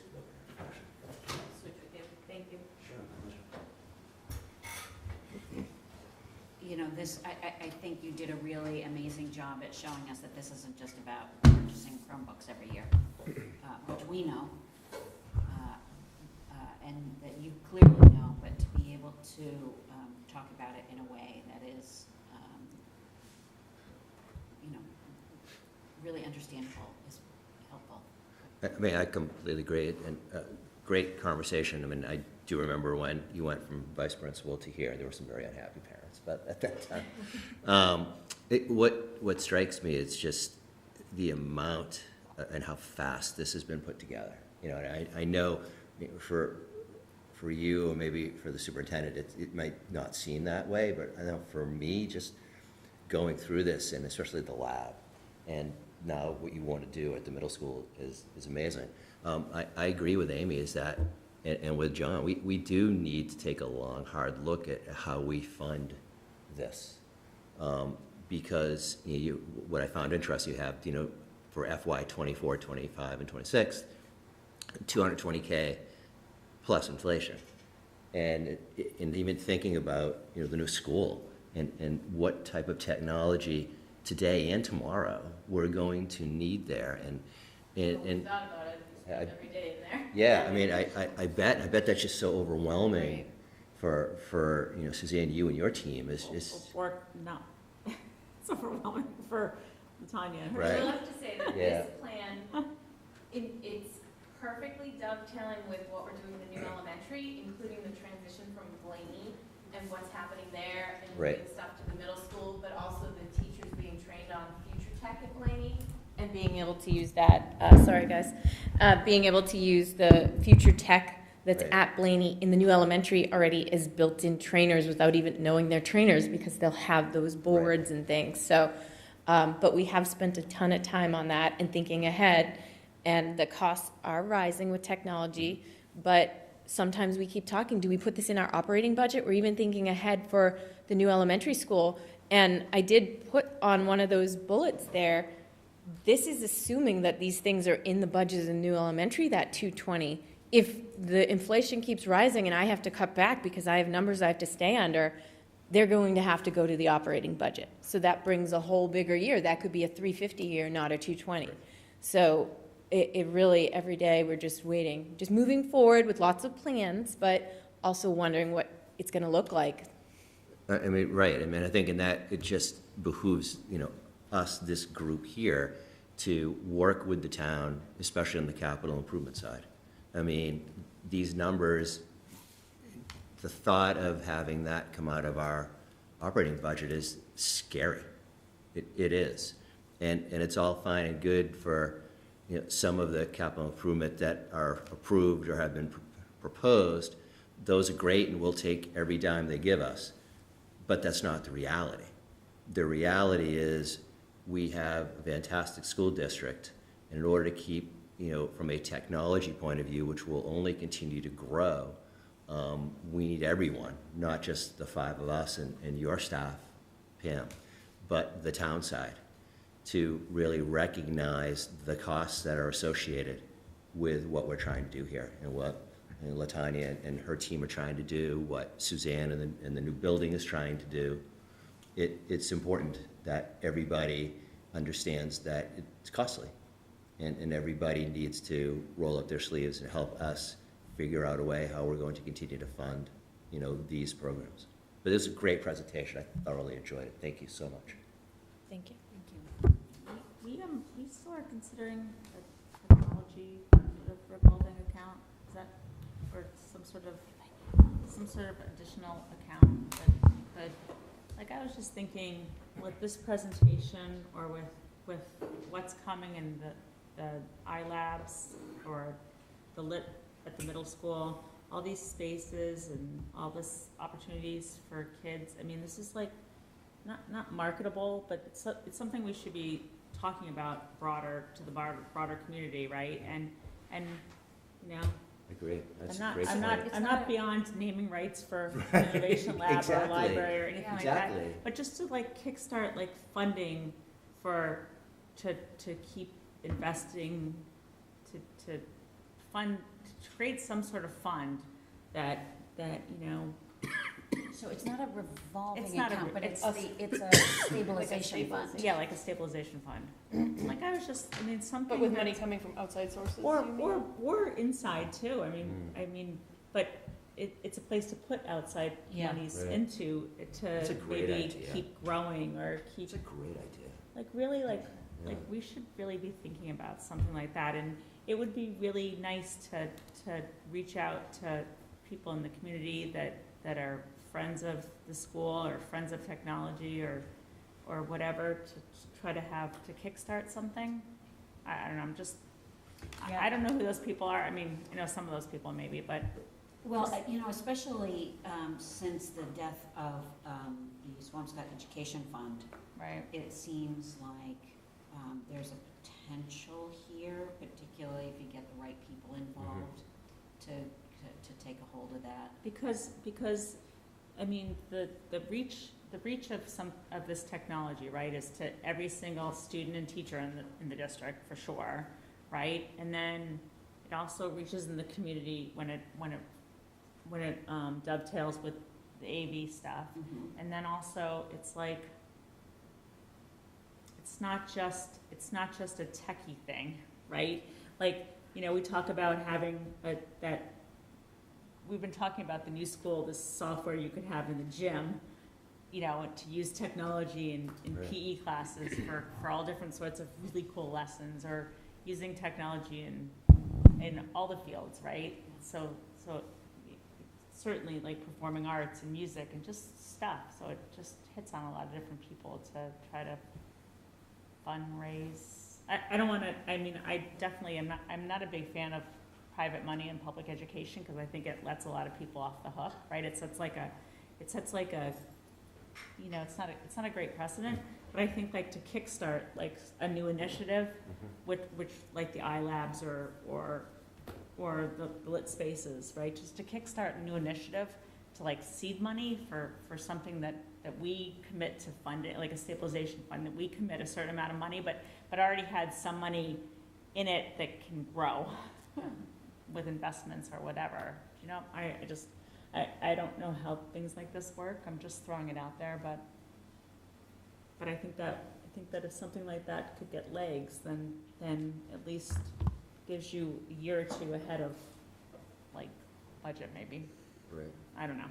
Anyway, just throwing it out there, something to discuss. Yeah. Maybe, do we also have to revisit going back to capital for these ongoing yearly? Well, so I think that, I don't know if it's necessarily capital, but there's certainly, it is conversations that we have to have with the town about technology and technology spending. And I think that that has certainly begun, particularly after the last town meeting. Yeah. And I know that, well, I believe I know that Martha is working with Amy Sorrow to begin conversations about sort of funding broadly and you know, more to come. And I would imagine that this is a piece of the puzzle.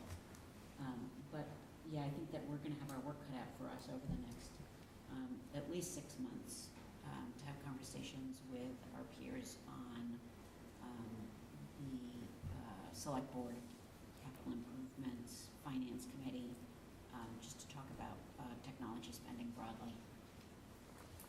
And you know, which probably would also include you know, sharing a lot of this presentation to understand that this isn't just about replacing Chromebooks annually. Right. It is so much more global than that. And that's why I agree with Suzanne, is I think we have to just talk about this as often as we can. I mean, it might also be the whole town. It might be a tech stabilization fund for the whole town, right? Because police, fire, town hall, they need it too. Right. AV, I mean, just Right. everything, but it just, I mean, we should start thinking about bigger funding than begging for it every year. Yeah, that it's a priority rather than an afterthought. Yeah. Right. It's Right. almost like a must-have Right. versus a. It is a must-have. Right. I mean, there's no, It's not a nice to have. it's a must-have in this day and age. Anyway, all right, Okay. sorry, I digress. With the permission of the chair, I'd like to move the summer facilities project presentation up so that Mr. Absolutely. Casper can present. Max, do you want me to do it, or you're going to control it? You can control it. Thank you.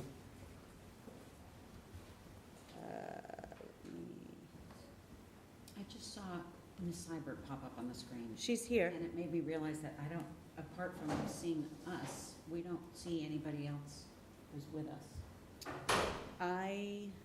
Oh, there she is. She's it. I have a different view on here. I don't know why. Well, Ms. Seibert just popped up. I don't know if there's anybody else who's with us. I will bring up the summer facilities presentation. Seamless. Let me slideshow. Okay, Mr. Casper. Each year, before you start, each year we have made it a practice of bringing before the committee, before the summer begins, an update on summer facilities projects. This year, a bit of an anomaly with all that's going on with the school closing and with a swing space. So we've asked Mr. Casper to come before you tonight and update you on what's going on for the summer. Thank you, Superintendent Angelakis. Yes, I'm just going to run through some of our regular summer tasks, some of our larger projects, and some of our really one-off projects that are driven by the new school and the swing space and the closure of Stanley, which is obviously a big driver of everything that's kind of happening with the district and facilities right now. So this first slide just runs through some of the regular things that is mostly accomplished by our staff over the summer each year. Stripping and waxing the floors, HVAC maintenance, prepping for the building and fire walkthroughs, and actually having those walkthroughs happen so that we have certificates of inspection for each of the buildings, deeper cleaning, maintenance of our boilers to get prepped for the heating season, so we're not flipping the switch when it's cold and hoping that the boiler turns on in October or September. Light bulbs and ceiling tiles. We have a maintenance program for the wood chips at the playgrounds and inspections of the playground equipment to make sure everything is safe. And similarly with the roofs and the roof drains, maintenance on those and checking those out, along with some selective painting. So this isn't comprehensive of everything that happens. I mean, the custodians really do a tremendous amount of work over the summer, but this gives a good, gives you a good feel of the type of things that they are working on during the summer. Sorry, I went too fast. No problem. I'm ready to move on. So these are larger projects exclusively during summer 2022. And as I mentioned at the beginning, and the superintendent mentioned, the main thing that's happening this summer is that the Stanley School is being closed. It's being emptied. We're moving into the swing space, and that's our top priority, although we do have some other big projects that are happening simultaneously and that we will be managing. And then some smaller projects that, are not necessarily coming up on this list, but just, things we have to keep doing and maintaining. So with the clean out of the demolition of the Stanley School, we've been doing a lot already, and the teachers are packing up, and we're getting that building ready to go. I think the best description, the best word for that process that I've heard so far is it's kind of like a nonlinear process, and as much as we want it to be very clean and a clear ending, it's not, and there's just so many variables, and it's you're not always really comfortable with kind of how it's going, but we started early and we're working through things, and we're definitely on track to kind of be ready to move out. And sort of a corollary to that is having the Blaney School space ready for us to move into. And there's real projects happening at the Blaney Street School that we are managing at different levels of our involvement to have that space ready. The YMCA is doing some capital investment in that building. That's a couple of more major projects that will be investments in that building beyond our stay there, but that are really important to having it ready for us there, including a major ventilation project that we have some limited involvement in, making sure that it is done on a timely manner and is giving well ventilated spaces for our students to be in. That's full bore right now and on track for September. We're also directly managing access control projects at the building to bring our Brevo access system online at the new building, so that the swipe system that is here in the rest of our schools is also going to be live at the new swing space. Some security work happening at the building. We're doing a intense floor refurbishing at the building. Beyond the maintenance that we do at our buildings, we're actually sanding the floors, the hardwood floors, and recoating. We're shampooing all of the carpets, and we are stripping and waxing all the VCT. There's different flooring materials in the various spaces of the building. And then there's a lot of technology and phone upgrades that we're working directly with Latanya and IT to move forward. Latanya mentioned the Promethean boards, and to be ready for the Promethean boards, there's access points that are going in. We're bringing the fiber in so that the Blaney building is on the same network as the rest of the school. That was a real win to be able to have that. So it wouldn't, it would really be unfortunate if we just had internet there, we weren't actually on the network. And Latanya did some really awesome work to get that set up at an early point. We've been working on these things for a while now to kind of be geared up to have it all kind of fall into place now and into the summer and be ready for September. And there's a big phone project happening at Blaney as well, so that the phones at the Blaney building are on the same network that we are on now, and we have to do some upgrades here at the high school to make that possible. So again, just some things that kind of have to fall into place. And there's a lot, and there's a lot of things that still have to happen, and we're going to be working on that throughout the summer, getting Blaney ready, checking all the boxes, while also kind of managing the move and when the things actually come over. And also related to all that, as you know, not all of the Stanley students are going to the Blaney building, but we're actually bringing some of the students to the Hadley building, and there's things that have to happen at Hadley to be ready for the Stanley students that are coming to Hadley. The library at Hadley is turning into 2 kindergarten classrooms, so we are building a partition wall to turn the large library that runs the length of the annex into two classrooms. And, you know, building a wall isn't just build a wall, there's electrical, there's lighting, you know, all the implications of that, the HVAC controls. And along with that, there's been some water infiltration issues on that side of the building that we're correcting at the same time that we are doing the partition and getting the space at Hadley ready. So, and, you know, there's other things at Hadley that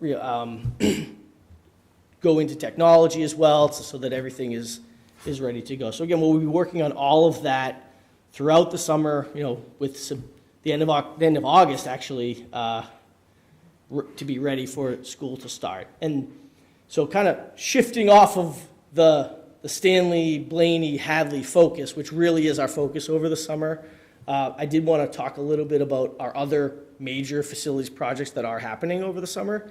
We're going to be doing phase 2 of the middle school roof, which is you know, a really important project in a huge project. There's a cool picture here that shows the roof that was done last summer fall, which is the white roof. And then at the bottom of the screen, you see that's what we refer to as the new gym. That's actually done now. It was done over April vacation. So over the summer, the rest of the roof that you see as black, except for the area under the solar panels, which is newer than the rest of the roof, is going to be replaced.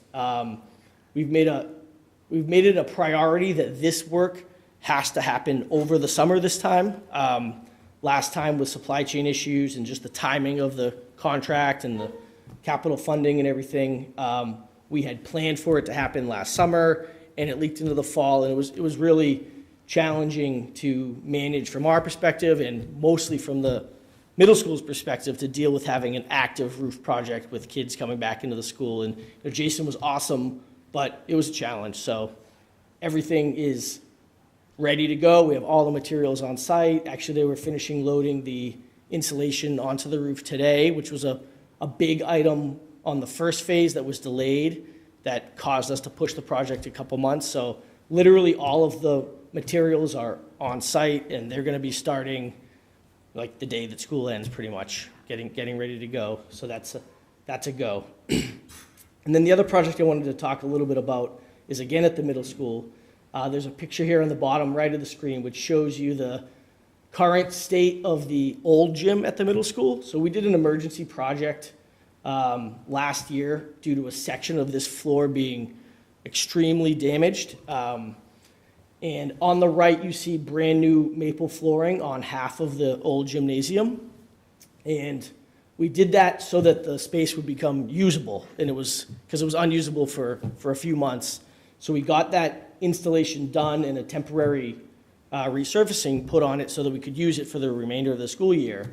But now over the summer, we're going to do some additional patching on the old section of that floor that you see, and also sand the entire section of the new gymnasium and do new game lines, new painting, new graphics, new lettering across the entire middle school gym. And you know, for September, that gym is going to look awesome, really. So like the old maple that's going to be sanded down will look almost like new. They have to do some special sort of staining to try and blend the new into the old. It will never be perfect. Like if you know that one is old, one is new, you'll see it, but it will be nothing like the stark difference that you see on the screen there. So that's exciting. I think Jason's really excited about that project, and I think it's going to look really good. And finally, I just wanted to talk about a few other projects that we're going to be, working on over the summer, planning over the summer. Some projects we've already been working on that are into the summer that are going to be extending beyond the summer. Latanya referenced camera system projects that we've been working on starting last year. This is town-wide. We've done a lot at the police station and have started to make some investments in the schools. We have a capital project that has previously been funded for camera upgrades and another round of capital funding that we anticipate being approved at town meeting next week. To this point, we have gone through the back end of the high school and the middle school to kind of stabilize the camera systems and invested some time in those systems to make sure that they are operating as best as they can. And we've been able to install a few brand new cameras at the high school. You actually see a cool shot of one of our new cameras in the high school gym. That's a PTZ camera. And if you could, I should have put the image of what the old high school gym camera looked like versus this. It would actually be pretty compelling. But so we're going to continue to look at areas of highest need at the high school and the middle school and obviously with the new elementary school, and continue to roll out new cameras in high priority areas and just continue to invest in the camera systems throughout the district.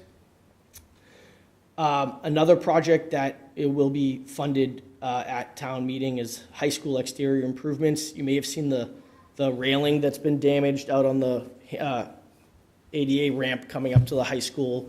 So that's actually a pretty expensive replacement because it's a very long ramp and it's galvanized rails on both sides, and there's damage beyond the section that you see. There's actually been corrosion at the base of many of the posts. So that's funded, and I put it on the list. We're going to be moving it forward. It probably won't be done over the summer because it will have to be bid out. It will have to be contracted, and there's some lead times. But something we're working on. In addition, there's a number of glass blocks around the high school. You can't really see from the ground, but there's a number of them are broken, and we're going to be working to replace them. And then there's some leaks throughout the roof and masonry that we'll be repairing at the high school to try and button things up. And on that note, the middle school envelope still has a number of issues that we're going to be working through. We did a window repair project on the side of the middle school facing the bowl, and that has been so far very successful. So we're going to extend the scope of that project to some other windows that are in similar condition to those. We're still having some infiltration down into the shop wings that we just did a round of work on. The thing with water infiltration is it's not always simple to pinpoint exactly what the issue is, so you have to start with one thing, but you really have a list of items that you're going to go down.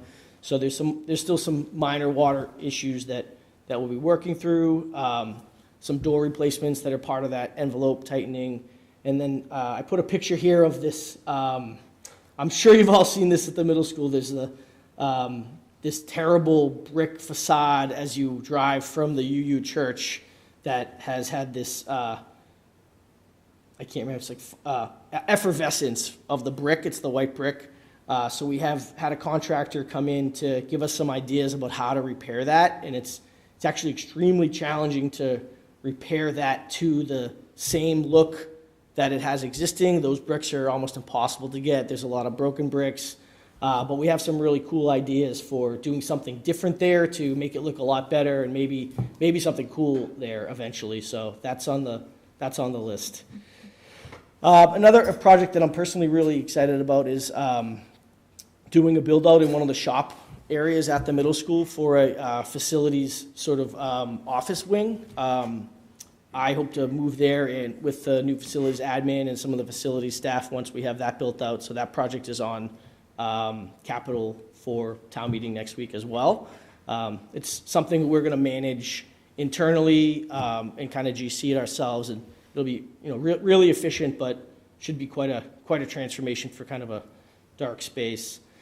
And then one last thing that I just wanted to mention that isn't quite a capital project or like a project in terms of like how I talk about projects, but something I didn't want to not talk about is composting, which there's a student at SHS that's been really passionate about it, and we've been working with him, and composting has already started at the high school as of last month. The kitchen has been composting at the high school, and then once the seniors finish, we've actually rolled it out in the cafeteria at the high school, and are planning to bring back the composting program at the middle school for September. So we'll be doing the planning for that over the summer as well, and at the same time also want to kind of get a handle on the recycling situation. There's a lot of recycling happening at all of the schools, but we just want to stabilize it and make sure all the kind of right things are happening everywhere, and that's another thing we want to work on over the summer.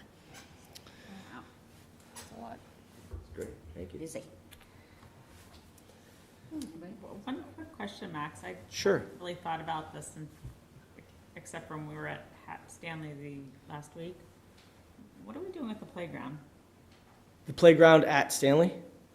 So Gino and Garrett and I met on that, and we've had some different conversations. So there's, it's actually not one answer because there's more than one pieces of equipment. But Right. so some of the items over there, like the picnic tables, are coming over to Blaney.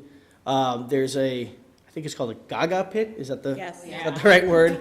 I think we're going to be moving that potentially over to the middle school.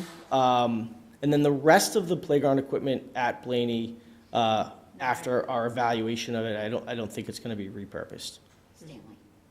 Stanley, sorry, yes. So a couple of things along that line. Last week, I had a meeting with a couple of the PTO members from Stanley Right. and Mrs. Huntley, and they were asking, can the Gaga pit go to Blaney, and can some of that equipment go to Blaney?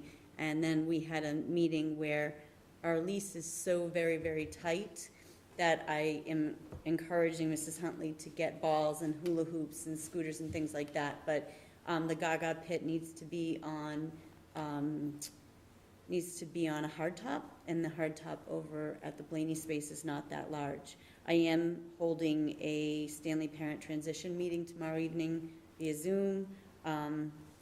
And then when we talk about all that's been going on, I took Max's place and did a walkthrough with the potential moving companies on Monday. We went through with our OPM for about an hour and a half, and the building is looking really good. The other thing that I've contacted is I've reached out to a donation organization called More Than Words, and we have been put on their calendar to donate. We are estimating maybe 100 boxes of books. They would be small boxes. So we have one pickup scheduled. They will try to take everything. If not, they will come back and do another one. We also, I just want to mention at this venue that we also have the community event twice on January 22nd. We have, January? No. June 22nd, 12:30 to 2:30, a community walkthrough for former teachers, parents, community members, students that would like to visit Stanley. And then again, after the community meeting that evening, which goes from 6:30 to 7:30, we will be opening the building again from 7:30 to 8:30 for anybody that would like to walk through. So there are a lot of moving parts right now. I will say the technology department has scheduled vendors to come in and move some things. So we're on a tight schedule while trying to maintain a sense of normalcy over there. And I want to take this opportunity to shout out to Gino Cresta publicly because the Stanley Grade 4 wanted to do their moving on ceremony on the field, and it hasn't been mowed, and it hasn't been mowed because of the test bores and the pits and the rocks that were in them. And I reached out to Gino today, and he said he will have it ready for them either tomorrow and Friday. He will work on it, or Friday and Monday. And the Grade 4 moving on ceremony at Stanley will be held on the field. They will mow it, they will fill in the test bores, they will remove the rocks. It's going to be ready to go. And I just genuinely want to shout out and say thank you. And as I reached out to the parents who are concerned, the Stanley school community has been through a lot this year, and every day it's a new adventure for them, and trying to close that building by the last day of school is a challenge. So this is a really small victory, and I know that the parents are incredibly appreciative, and I'm appreciative of Gino Cresta, and just want to say thank you publicly. That's right. Yeah, thank you. Actually, I got just one question for Max.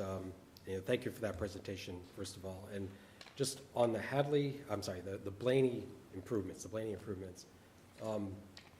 it sounds like, I don't want to put words in your mouth, but it sounds like you're confident that day one, everything will be ready to go. Is that a fair characterization? Yeah, more and more confident every day. I mean, that's been it's been a concern or a thought of ours for a long time now, the schedule and managing the schedule, but at this point, The schedule is getting tighter and tighter Yeah. and clearer every day.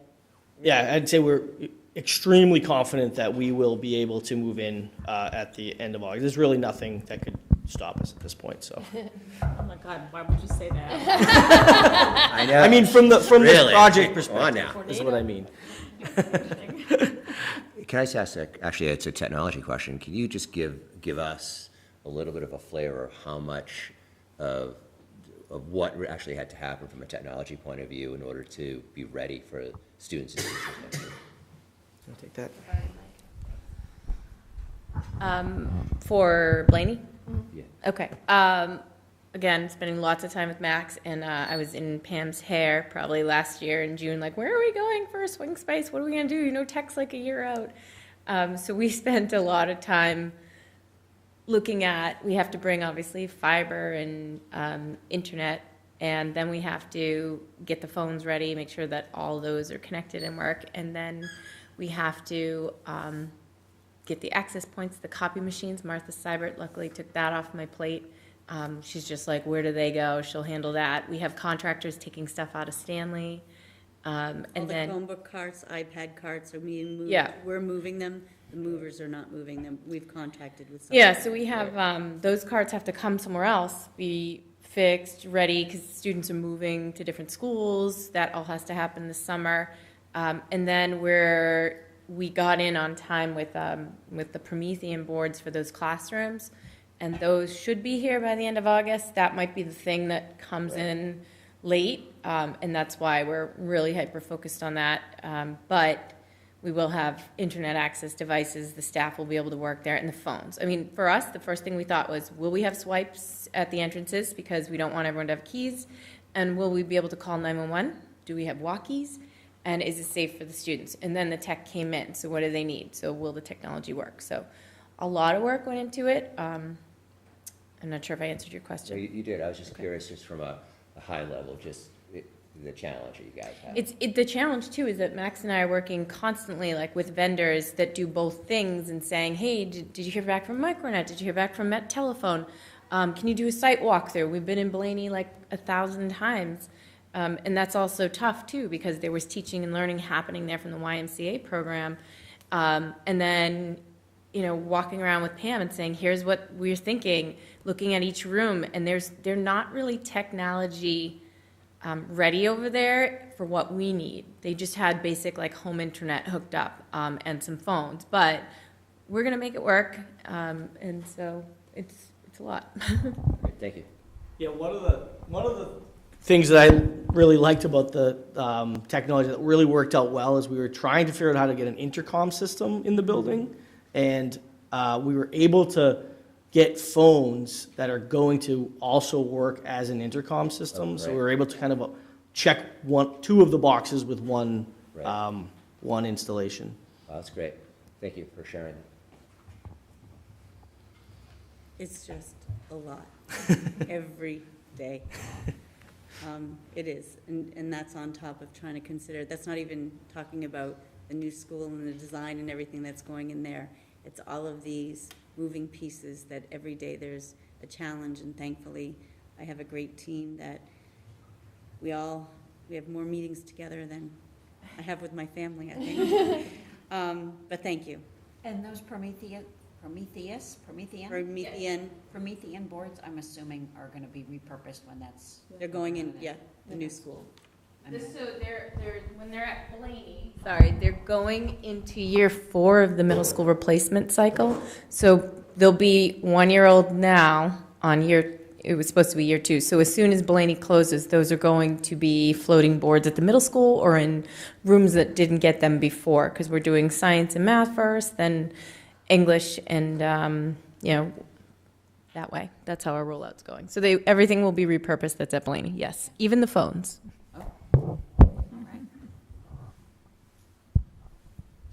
Okay, thank you. Thank you. Thank you.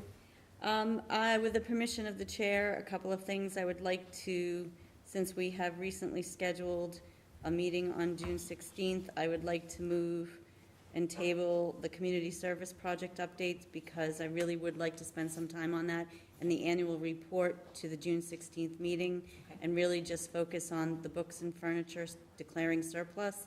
This is part of and related to a huge part of the Stanley School project. In order to donate or repurpose or send off, we have a very lengthy list of surplus items that have been listed here. And then we have curriculum materials. We have spoken to the moving companies about our desire to send these somewhere. These curriculum materials are, you know, probably 2004, 2006. I didn't open one, but they look brand new, and there has to be either a state or a school district somewhere that could use them, but they're no value to us anymore. The technology items are here. The furniture items are here. This may be the first of a second list that comes before you on June 16th, because in addition to this internal document for declaring surplus, our OPM has spent a lot of time walking through Stanley and making her own spreadsheet. So that spreadsheet has to be compared to this spreadsheet. But in order to even begin moving these things out of the district, we need the school committee to declare it surplus and of little value. And Martha Seibert, if you'd like to chime in, and I've missed anything, please let me know. No, I think you said it accurately. It's stuff that has had no value to us at this point in time, and you just need to declare surplus so that we can donate and dispose of it properly. Do we need to do this piecemeal, or can we include all books, curriculum, technology, furniture, and miscellaneous in one vote? I think you can include all in one vote, yes. Okay.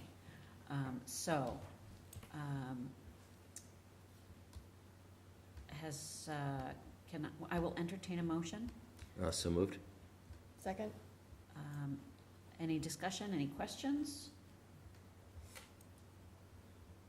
I mean, it's surplus. Someone's gone through it and set up a surplus. Right.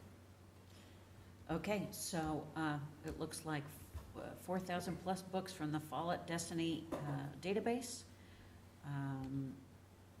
Let's see. I just want to make sure that I'm capturing everything. All of the curriculum publications, all of the technology items as listed, the various furniture that has been identified, as well as the miscellaneous items, all on the school committee report, Stanley surplus items dated 6/6/2022, all in favor of declaring this surplus. Aye. Aye. The motion passes, it's unanimous. Thank you. These things are out of our domain. Thank you very much. No, thank So you, much and stuff. thank you to whoever did all of the work. Right. Shout out Holy. to Mrs. Huntley and Priscilla King. Wow. The library media technologist is one of the most organized people I've ever met in my life. Wow. She sends me notes, and they're on charts and tables and graphics, and This she's is- amazing. This is a Priscilla pretty King. impressive list. So, You're gonna hear that name yeah. more than once in Okay. the future. I saw her Bitmoji with her crown on. Yes. So, good. Yeah. Yes. Thankful to have her work.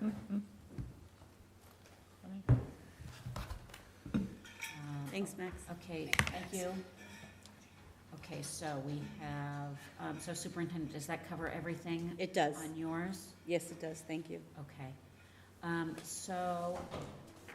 Moving forward, I don't, as a chair, I don't have any updates other than what I've been sort of speaking to you guys individually about, and much of it was covered here tonight, particularly as it relates to technology budgets.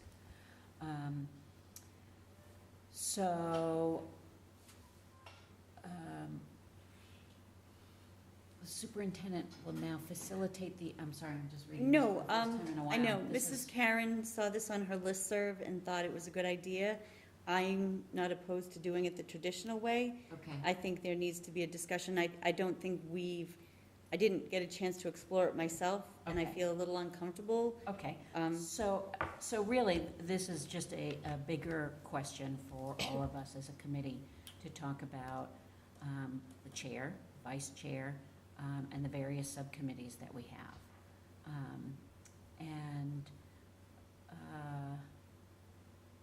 I I'm gonna turn it over to my team, but before I do that, before I turn it over for discussion, I would like to say, I've been the chair now for a while. I do think that there is tremendous value in cycling through our membership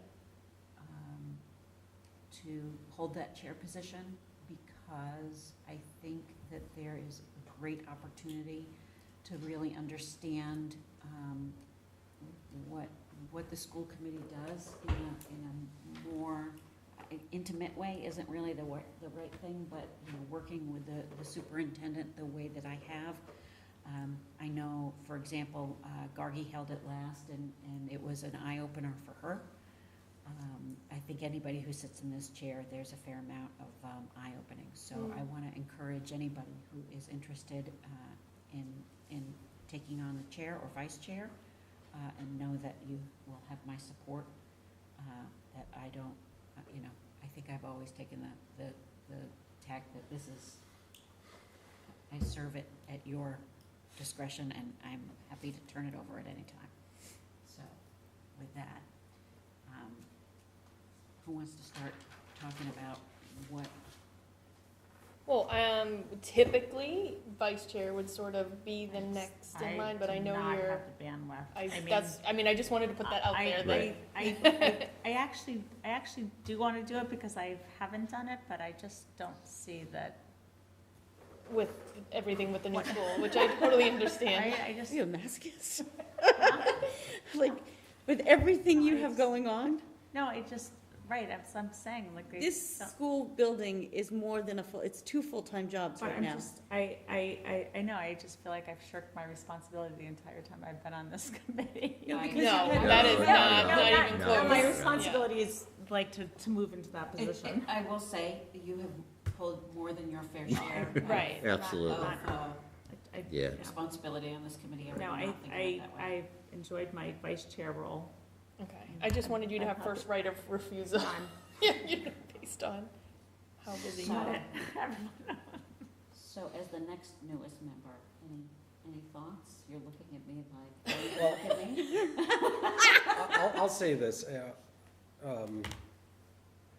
I just have to be just honest with you guys and myself. I don't think I have the bandwidth either to do a chair role, perhaps a vice chair. I'd be open to that discussion, but I just, I see how much you do and what it takes, and, I just, I'd want to be able to make that commitment, and I'm not super comfortable saying, yeah, I'll do that. Okay. Just with everything else going on. Right.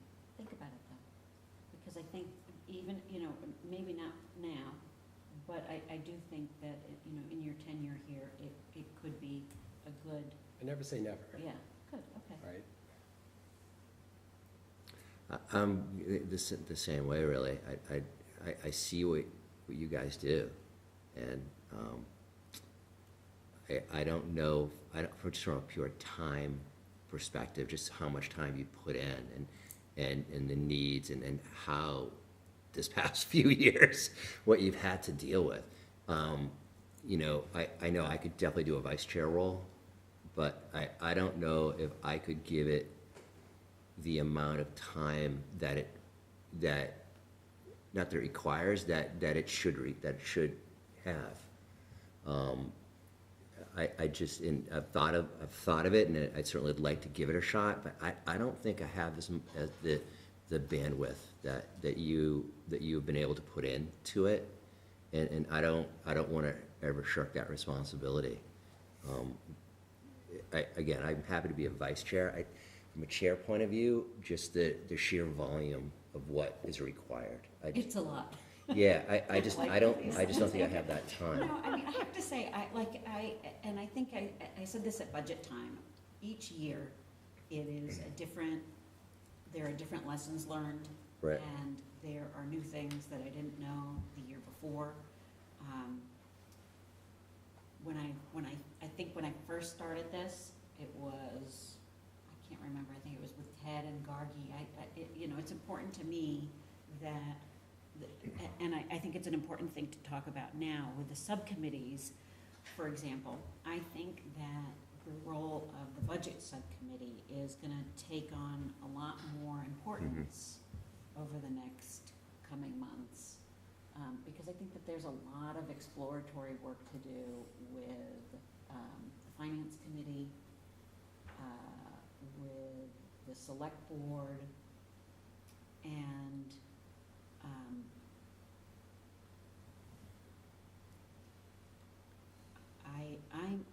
I'm feeling a little burnt out there. Right. So I think I would continue in the chair position, but I think that piece of the puzzle, I need a little help on. Ms. Marshall? Yeah. Unless you would like the chair position. I mean, I did it. I don't have a good reason like you all have, other than just I did it, and I don't know. I mean, I'm also happy to do what we've done sort of in years past, that I know that while this is the yearly turnover, and this is the time when we should have our discussion, that I'm not necessarily beholden to a June turnover. So if somebody would like to take this or feels that they have the bandwidth at some other point, I am happy to turn the reins over. So I want to put that out there for everybody to consider. But I would say let's definitely. Well, we could talk about this next week if we're having that short meeting. Right. Like, we can have, sort of think about it and come back and look at the committees and see what, because especially like you backing off of financial or some of the finance committee stuff or the budgeting stuff, I think everyone needs to take a deep dive into what they can do to help with that. Right. Or Yeah, I think that that's gonna need a lot of, I think that there's gonna need to be a lot of education and a lot of sort of,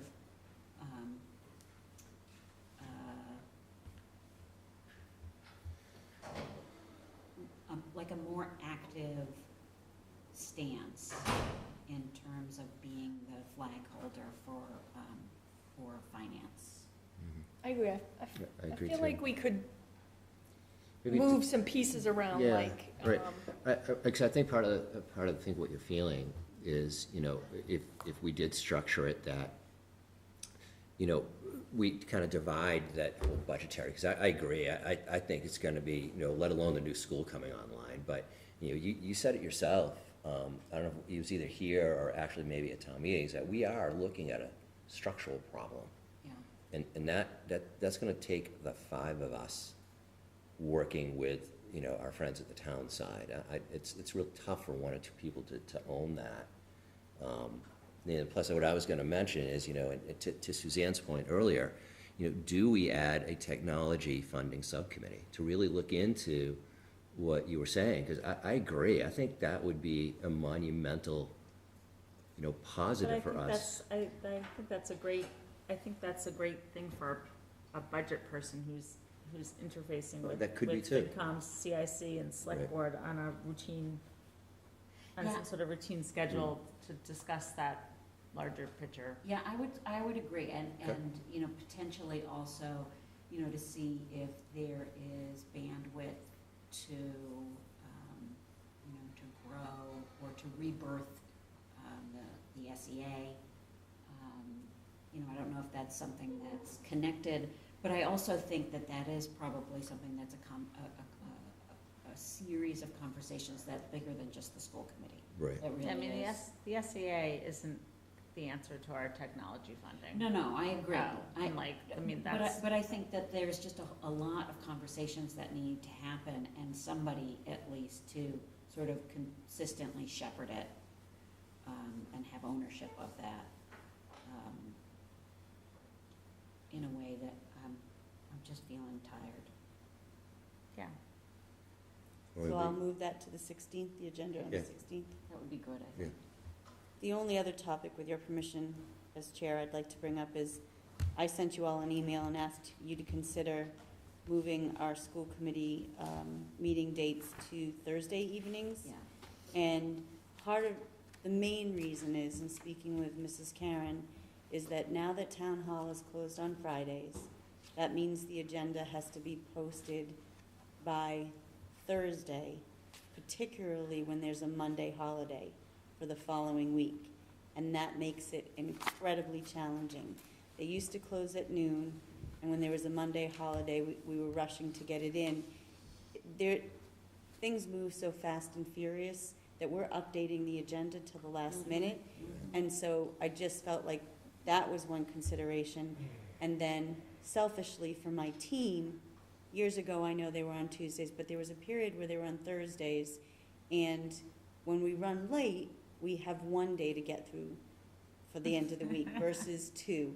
It makes, night meeting tonight, night meetings tomorrow night, it makes it challenging. And that's not going to change things if we have Tuesday and Wednesday night meetings. I just think, I'm speaking selfishly for myself, there's a Friday to get through versus a Thursday, Friday. But really what's driving this is Maureen's angst about when she has to post the agenda now that town hall is closed on Fridays. And that makes it very challenging, particularly where there's a Monday holiday. So my 2 cents is that I'm happy to do this to accommodate you and your staff, because I really appreciate the late nights that you do, particularly with what's happening with the new school. I'll do anything for you and your team. But it has to work for the committee. I have a really hard time with the idea that there is not a workaround with town hall, with the fact that what should be a 48-hour posting time has now become a 48 times 4, what do we have here? 96 hours. Hour posting time. I can't imagine that other towns are running into this problem. But Mrs. Karen posed that question. I know. I think you're And she part of those CC'd me on emails. it. Yes. And I know that the new town clerk said, this is the way it is. I have a hard time accepting that. So do I, actually. I know, why can't we just post ourselves? Yeah. So my question was, is there a clearinghouse? Is this something that has to go through? The clerk time stamps it. That's part of the clerk's job, but why does the clerk have to do it? Why can't someone? Could the clerk designate our clerk to do that? Right. Would the committee mind if I make a couple calls on the state level to see if I we would love actually, that. we very well be stuck with, 96 hours is hard, and I agree. But I think a couple phone calls to the appropriate state agency will kind of answer our question. Yeah. So Like I said, I don't mind moving it So to I'd be Thursday. happy if you could do that. But I think what's probably more important is you and your staff. And It's I can both. I appreciate think, that. I just remember when it was a Thursday, it was like, it didn't matter how late these went. Just one more. It felt One more differently. day. It doesn't change what we do during the Although day. if it matters how late it is, maybe we'd stick to a 9 better. Well, I mean, I would. But Thursday's fine with But me. has everything tonight has been so important and so meaningful. Right. And I'm not at all complaining. The time I get in the office in the morning is by choice, and I could certainly adjust that, but So here's another question. Is the 7 p.m. start time a good start time for people? I think for the working. Yeah, I'm looking, Yes, okay. and the Thursday works too. The Thursday works too? But like 6:30 Was would be too 6 hard. Is Yeah. that hard? It would be more challenging. Okay. Good. Fair.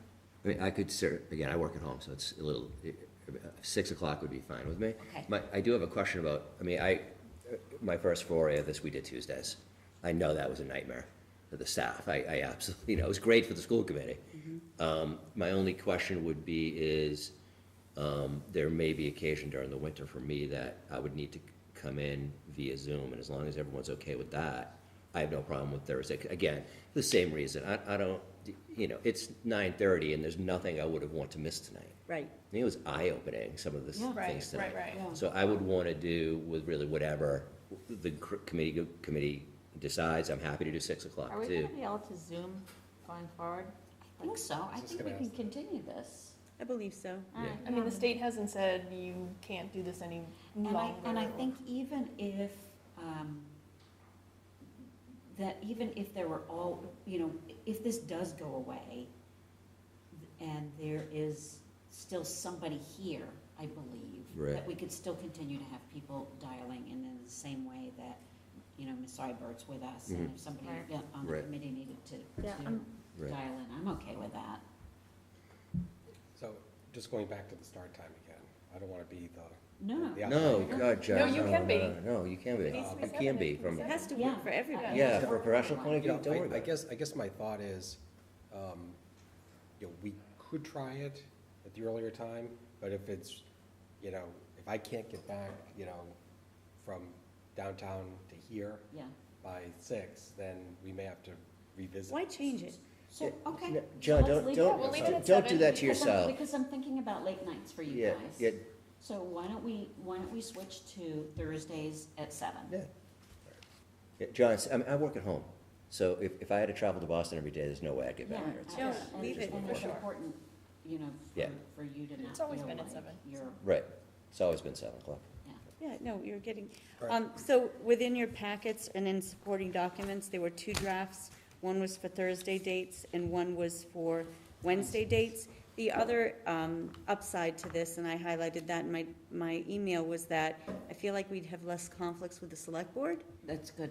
So between the select board, the posting of the agenda, and just my team having, I think that's a good thing too, because I know I have heard from people who feel conflicted about what meeting they want to dial Right, into. right. And, you know, that simplifies. I think they're valid points. So I'm hearing Thursday at 7, we will go with that calendar. I will share this with Maureen.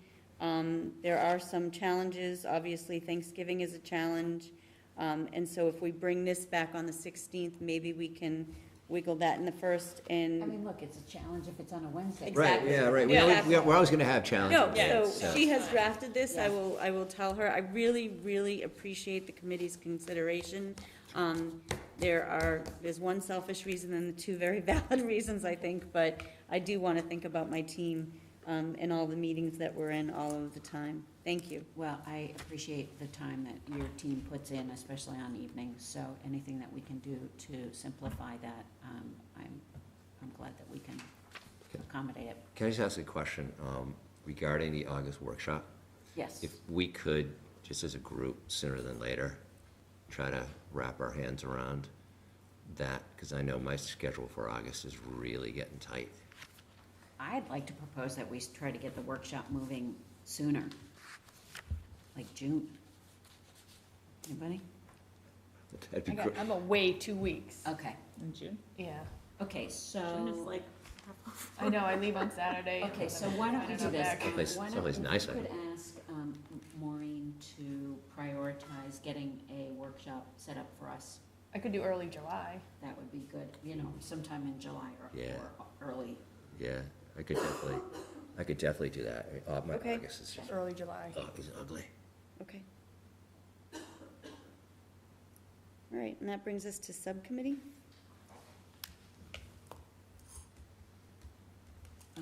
Subcommittee, let's, since it's 9:30, can we just, unless there's anything pressing, can we just jump into the policies? Sure. Sure. So, if you guys just open Animals in School, the one that's in the one that's attached, Is that the one? the one that's attached to the agenda is the most recent version. I think, John, you might have gotten something different, but just the bottom where the references are. I just cleaned that up because it doesn't have to have that. Oh, Maureen changed it again. Am I looking at the right one on the screen here? Yeah. Yeah, so it just needs to say IMGA, reference the 2 IMG policies. It doesn't need that policy number. Okay. Like, I didn't know why we were asking. I know, I just needed the IMGB. I didn't know what the number of the policy was. Or So should we just cross it out? Can I remove So, it? We can yeah, delete it, yeah. we can't, yeah. And does it need to, and then you can get rid of policy? Yeah, the word Get rid of policy too. Just And like then request? this is the same one we read last week. Yep. This is the policy, Okay. for so- animals in school. So we read this last week, so this would be the second, and, If you guys, no one has any changes from last week. nope. None. Okay, so I will entertain a motion to approve IMG, our Animals in School policy. I'll make the motion. Second. Any questions or discussion? Nope. All in favor? Aye. Aye. Aye. The motion passes unanimously. And the same change was made for the other IMGA. B. Oh, aye. Or A, IMGA, yeah. right, sorry. So this is just like the dogs in school policy. I just put the therapy dog policy in this as well. Okay, and this is also our second read. So I will entertain a motion to approve IMGA, our policy regarding dogs on school property. Make the motion? Can I have a second? Second. All in favor? Aye. Aye. Great, motion passes unanimously. Exciting to know that. Well, we have a Indiana potential, Bones. well, we have another potential, for further discussion, our SRO is down the path of getting his dog Great. therapy trained. And then that was our dream, his and mine, to be able to have the SRO going from school to school with his therapy dog. Wow. That's great. So this, I really, really appreciate this. It's taken us a while, but now we're gaining momentum. Great. As if We the bring kids, it here too. Yeah. as if the Stay kids, in my office all day, just so you know. as if the kids couldn't love our SRO enough. Yeah. But bring a dog, and it's a home run, I think. Okay, anything timely for subcommittee updates from anybody? Or- No, the superintendent announced that the visits, the walkthroughs at Stanley on the 21st of June, 22nd of June. On the 21st of June is the school building committee meeting, the next meeting. And everything's on the website. So, yeah, the 21st is the school building committee meeting. The 22nd at noon is a walkthrough, at 12:30 is a walkthrough. Then there's gonna be a community forum at 6 at the middle school. It's gonna focus a lot, mostly on neighborhood, issues around construction, but everyone's invited, questions and answers, things like that. And then we'll have a walkthrough after that's done, probably 7:30 to 8:30 at Stanley, if people wanted to walk over there, or anyone else wanted to meet there. I was sort of suggesting, instead of our meeting on that Wednesday night, that, We do that. that Yeah. we do that. Yeah. Great. just as Great. a- I'll as a, definitely be there. Yeah. Definitely be Okay. there. So, All right, so then I'm going to move to the consent agenda, which is designed to expedite the handling of routine and miscellaneous business of the district. The school committee can adopt the entire consent agenda with one motion. At the request of any committee member, any items can be removed from the consent agenda and placed on the regular agenda for discussion. Tonight, we have 4 things. We have our executive session minutes from May 25th, 2022. We have our regular session minutes from May 25th, 2022. We have executive session minutes from June 1st, 2022, and we have warrant number 2248. I will entertain a motion to approve. I'll make the motion. Do I have a second? Second? And any discussion, questions? All in favor? Aye. Aye. The motion is approved unanimously. And then, last but not least, we have time for public comment, if there is anybody there. There is one attendee, Mrs. Quinn. She's such a loyal attendee. She is loyal. Mrs. Quinn, you're the Mrs. Quinn, best. I appreciate you. Her hand is up. Oh, okay. Then I will recognize Ms. Quinn. Catherine, go ahead, you should be able to speak. Oh. There you go. I just want to thank you all. I don't mind more people aren't sitting watching, but I always learn a lot, and I feel that, it gives me kind of a context for the bigger picture other than my own little corner in charge school. So I appreciate everything everyone's doing, and I want to thank you. Well, thank you for Thank hanging out you. with Thank us. you for hanging in there. Public Yeah. comments. Thank you. With that, I will entertain a motion to adjourn. So moved. Do I have a second? Second. All in favor? All three of us. Say aye. Aye. It is 9:40, and we are adjourned. Thank you.